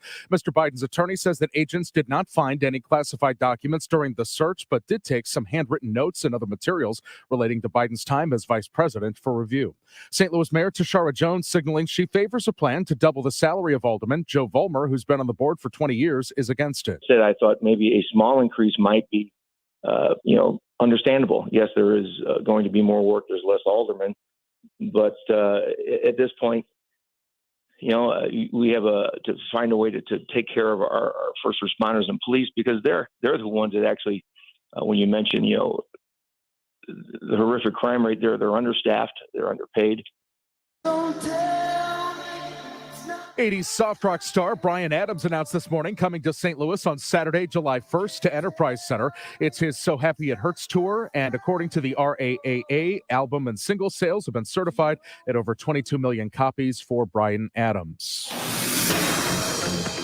And right now, we've got a stalled vehicle 55 south before Germania, right lane closed. Stall 270 south at Manchester. And the forecast for today, not as cold as yesterday, high 35.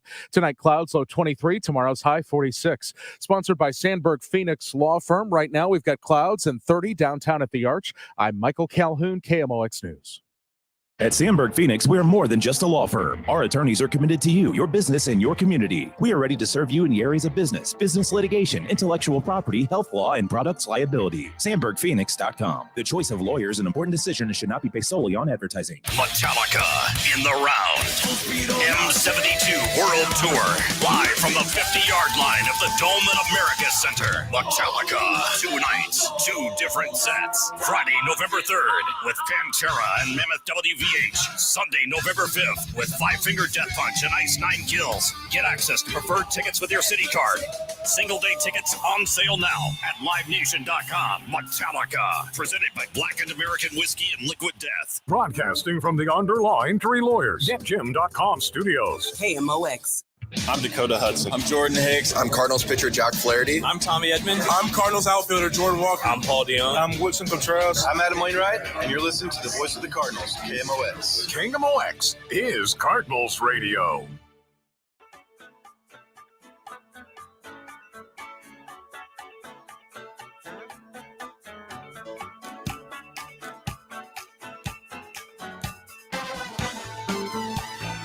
Amy Marks, Coors, Chris Ranji. It's the show on KMOX. The Dave Glover show is coming up at 1. A reminder, anything you missed, it's on the Odyssey app. If you want to go back and get the podcasts of the show, the interviews, the segments, the full show, whatever you want, it's all there for you. We go back to the guest line, Pam Falk with CBS News. We talked to her quite a bit. She's fantastic, and she is with us again here on the show. Good afternoon, Pam. How are you doing? Good afternoon, Dave and Chris. Very well. It's we're heading for the first year anniversary on February 24th, with events on the 23rd and the 24th all around the world for the 1 year of war in Ukraine. And right now, there's a fear of a big offensive that Russia is preparing to launch. That's really what's going on right now. When you talk about that offensive, what are the signs we're getting that is coming? I mean, or is it literally something that Putin and those in charge have made known? They've made it known, but it was talked about for the spring, and it just seems to be coming early. First of all, there's the offensive and attempts to encircle Bakhmut, which is in the Donetsk region of Ukraine that Russia had considered its own, one of the 4 illegally annexed territories of Ukraine. And if you look at, all you have to do is look at pictures of Bakhmut today. It was a thriving town, and now it's just pulverized.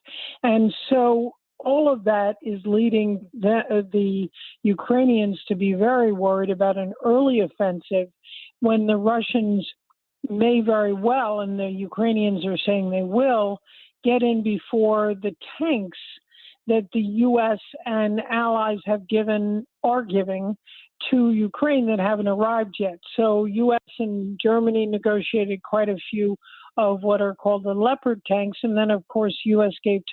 is giving top of the line Abrams tanks. But that all means a lot of training, and now Ukraine is asking for air power, F-16 fighter jets, and all sorts of other kind of jets from any country that has them to protect their air, because even Kyiv is being attacked again. You know, it's interesting that you mentioned how close we are to the 1-year anniversary. For me, and I know this is a very different story for the people of Ukraine, it probably feels like 10 years this has been going on. It almost feels like it's just been a few months over here. However, you have a lot of people who are starting to more and more push back against the idea of assisting Ukraine. Do you think we're going to get to a point where the West doesn't do it the way they have been doing it, doesn't offer the assistance they have been? And if that does happen, how bad of an outcome would we see? Well, we did hear when it's a very good point, and of course that's the big fear of Ukraine, that it's taken so long to get to any kind of agreement for the Russians to get out, that there's war fatigue. I mean, countries are putting an awful lot of money in. Then, of course, you saw some of the U.S. GOP side comments from the new Republican majority in the House saying, look, we're not giving a blank check. But that has actually rolled back, and there's a lot of bipartisan support in the U.S. Congress today for Ukraine.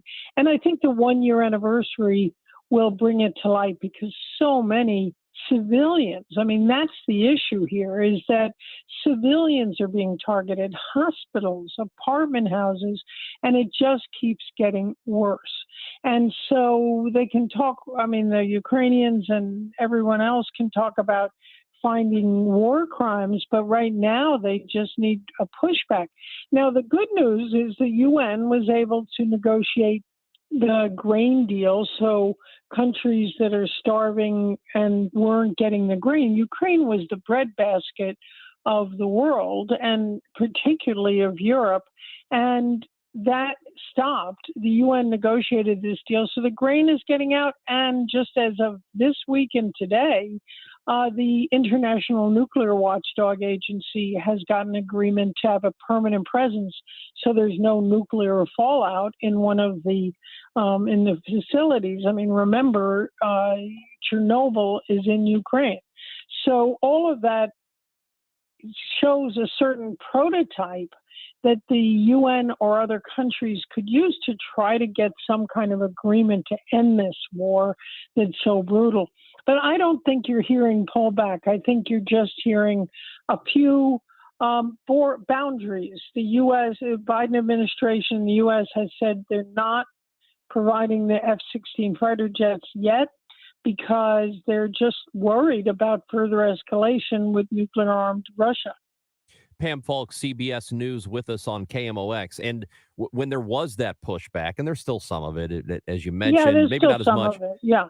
One of the things that was said was, well, Ukraine is corrupt, and their State Bureau of Investigations have been looking into corruption. Like, they have been self-policing, it seems like, here, and they found quite a bit. So tell us more about this effort by Ukraine to root out its own corruption and what the effects are of it.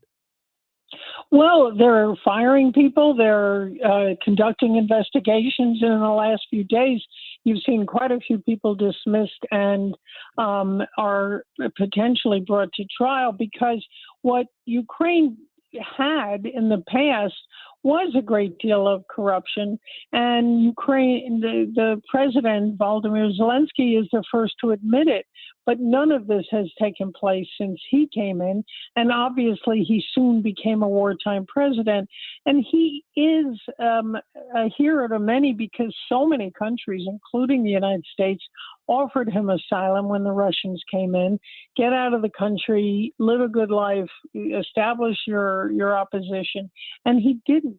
He is there at risk of his life and his wife's life and his family to stay and fight it out. And so he's gotten a lot of credit from all the watchdog groups on corruption that says, look, we don't think you're corrupt, but clean this up.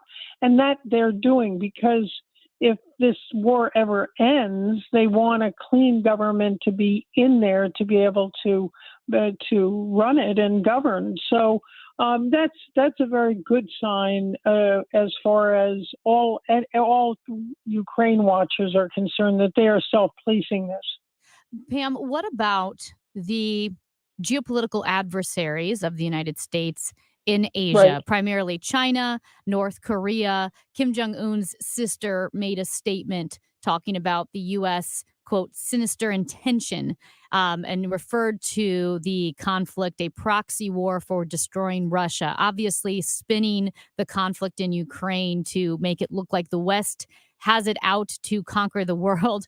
How are our actions right now affecting the future actions of countries like China and North Korea? It's affecting it a great deal, but that's not necessarily because of their feeling that the West is creating an alliance. It's the West that's now seeing that China and Russia are getting closer, was the words, their new friendship that NATO focuses on. And the NATO Secretary General, the North Atlantic Treaty Organization Secretary General, which is NATO's key to this whole conflict, Jens Stoltenberg, said that there has to be a stronger cooperation for the U.S. and NATO countries with the Indo-Pacific, meaning Japan, Malaysia, India, Pakistan, and other countries that are not aligned with Russia and China right now. Now, China is investing in nuclear weapons and long-range missiles without providing transparency. So the threats against Taiwan, all of that is something we're only seeing some of the alliance between Russia and China because of the war, but U.S. is concerned about the Russia-China alliance in many different ways, including the fact that they just had war games together in South Africa. So China always has taken a big picture about Africa and the rest of the world, and U.S. is just now playing catch-up to make sure that the world stands united, or at least majority united, against the Russian incursion into the sovereign territory of Ukraine, not to mention all the war crimes. So I think that is something that the U.S. is very aware of. It's also been able to pick off China and align with China on so many issues that China has, in fact, separated a little at the UN on votes with Russia. In other words, they don't vote for Russia, saying that that this is a Russia internal war or anything like that.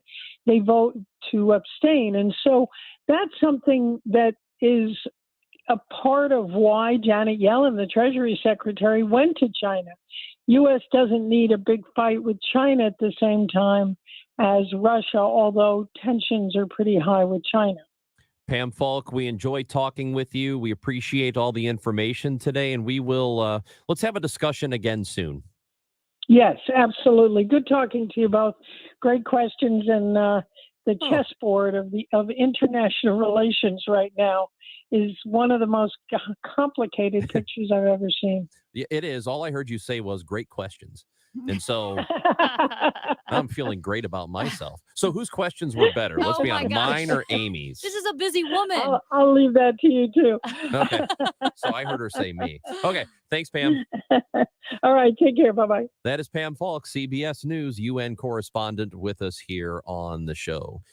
What I heard, Amy, and correct me if I'm wrong, she said I was amazing. I find it That's what I heard. amazing that no matter what anybody says, you take it as like this supreme compliment to yourself. Wait, it wasn't? That and also the lady that called you a big boy. Oh, hey. Oh, Dottie. Dottie hasn't sent us a voicemail to call me a big boy. Oh my gosh. I think Dottie likes me. You think Amy, everybody likes do you. your read. Okay, well, I'm going to read it to everyone, but not Everyone. you. Okay, I'm not listening. Yeah, because you don't qualify. But however, if you are a business owner and you have 5 or more employees and you manage to survive the past couple of years with all of the challenges that this pandemic has thrown at you, well, I've got good news. You could be eligible to receive a payroll tax rebate of up to $26,000 per employee. Yep, that's right. If your ears perked up, if you're a business owner, this isn't a loan. There is nothing to pay back. It's a refund of your taxes. And I know the hard part is getting your hands on the money for your business because taxes are confusing. Tax season is very stressful. Well, here's the good news. The team of tax attorneys that they've put together at getrefunds.com are highly trained in this little-known payroll tax refund program. And they've already returned $1 billion to businesses, and they can help you too. They do all the work. There's nothing that they charge up front. They'll simply share a percentage of the cash that they get for you. Businesses of all types can qualify, even if you saw an increase in sales, even if you took PPP. Now, the payroll tax refund is only available for a limited amount of time, so you don't want to wait. Go to getrefunds.com. Let's face it, credit cards are pretty much a necessity. New tires for the car? Here's my card. I order takeout, here's my card. And most of us just accept the high interest rates credit cards charge as a necessary evil. What are you going to do? Get a low fixed-rate credit card consolidation loan from Lightstream from $5,000 to $100,000 and pay off those credit card balances. Apply online, and you could get your money as soon as the day you apply. The average credit card company charges over 19% APR. But with Lightstream, you can get a fixed rate as low as 7.99% APR with autopay and excellent credit. Now I can pay off my high-interest credit cards and save money with a much lower rate. Apply today at lightstream.com/radio and get an additional interest rate discount. That's lightstream.com/radio. Lightstream.com/radio. Subject to credit approval. Rates range from 7.99% APR to 23.99% APR and include a 0.5% autopay discount. Lowest rate requires excellent credit. Terms and conditions apply and offers are subject to change without notice. Visit lightstream.com/radio for more information. Men, if you're struggling with erectile dysfunction or PE and frustrated taking pills that don't work, Paramount Men's Medical Center offers breakthrough medical treatments that effectively treat your problem.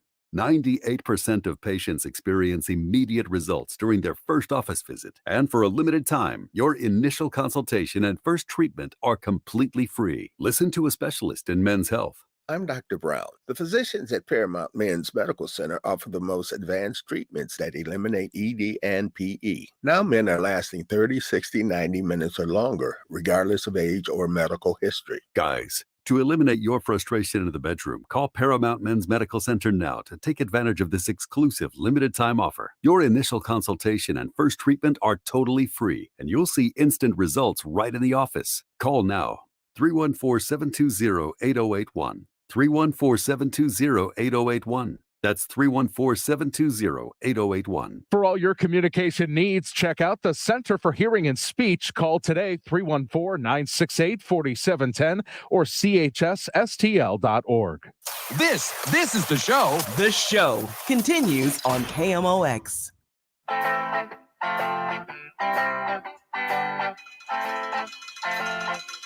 Really good stuff today on the show. The entire show. Brilliant. Absolutely brilliant. I mean, it is every day, but I think it might have been especially brilliant today. Amy Marks Kors and Chris Ranji. If you missed anything, get the Odyssey app. AUDACY. Download it. Why are you laughing? Sorry, because I can't say why I'm laughing. You know what? You can say it because I know what it is. Do you?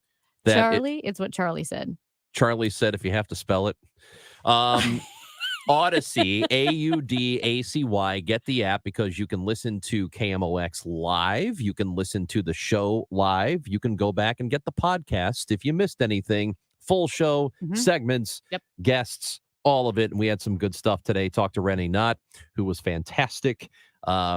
He came in studio. Pam Falk, CBS. Randy Mosenter, clinical psychologist. That's a really good one, too, for people who have kids who have a lot of screen time.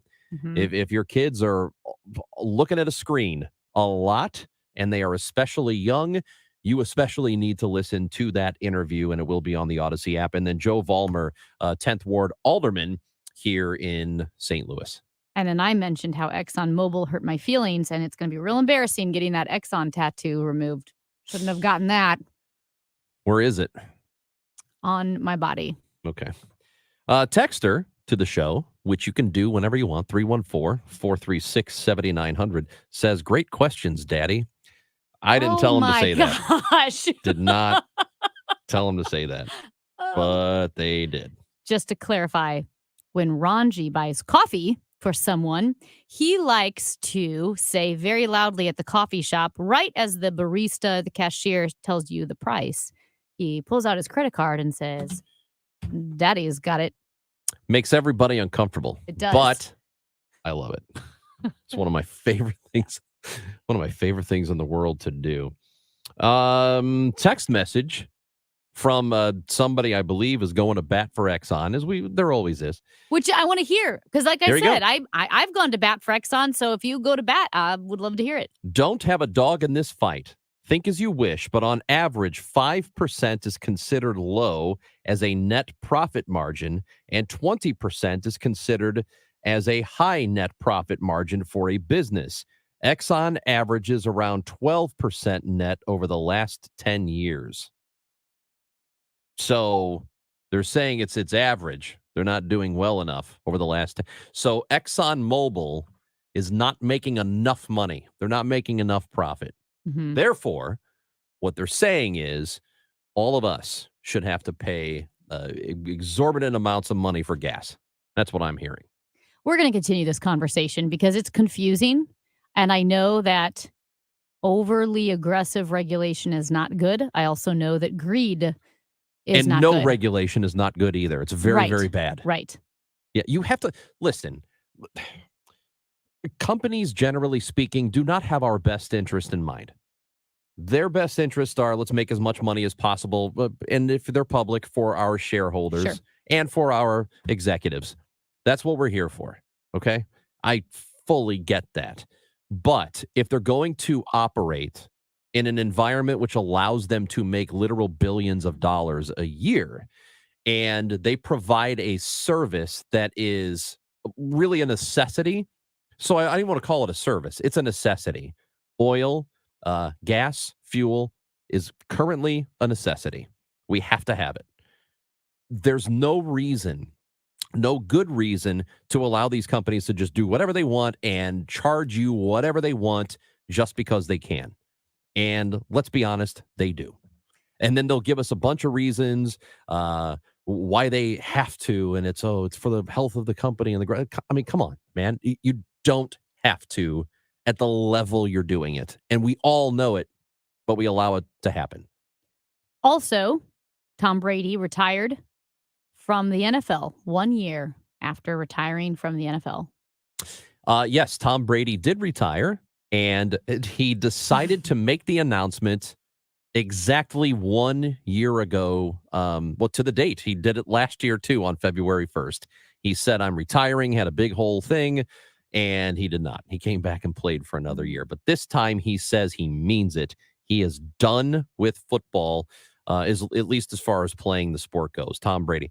And I wanted to mention, I just keep thinking about Patrick Mahomes, who's going to the Super Bowl with the Kansas City Chiefs.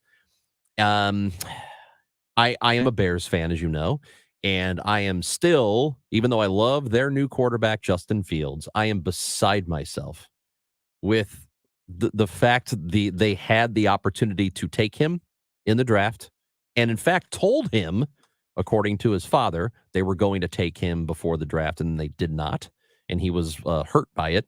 His dad says, just recently said this. the Chiefs have gone to 3 of the last 4 Super Bowls, and it should be 4 of the last 5. And the only reason they don't have that 4th is because a guy was offsides on a play that ended up locking it down for them.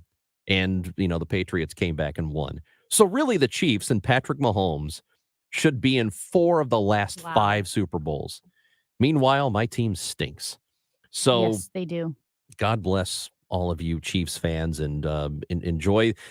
I think even better than the game itself is the lead up to the game and the knowledge that your team is in the Super Bowl for 2 weeks. You get to spend 2 weeks as a Super Bowl team. Yeah. I love it. Being super happy. I mean, I don't love the Chiefs are in it. I know we're the home of the Chiefs.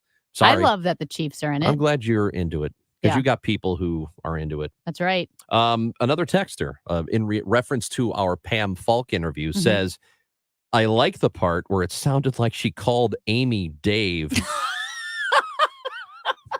But Amy strikes me more as an Alan. Alan! You would be an Alan, I guess. Alan! Do you remember that video of the No. prairie dog? No. Google it. Alan prairie dog. The prairie dog? Yeah. I don't- It's just it's like a bad lip reading. Oh. And it's a prairie dog and he's standing up going, Alan! Alan! I don't think I'm interested. I think you should watch it. Yeah, it was funny when it sounded like she called me Dave. She did call you Dave. It's probably because Dave called her and said, hey, are you coming on the show?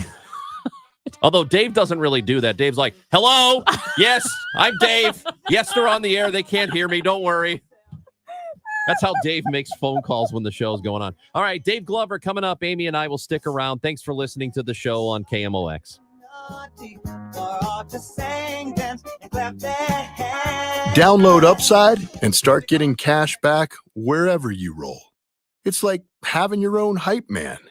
Get an average of 17% cash back at restaurants. Oh, it's dinner time. Average of 13% on groceries. Get those groceries. 10 cents per gallon average cash back on gas. Let's go.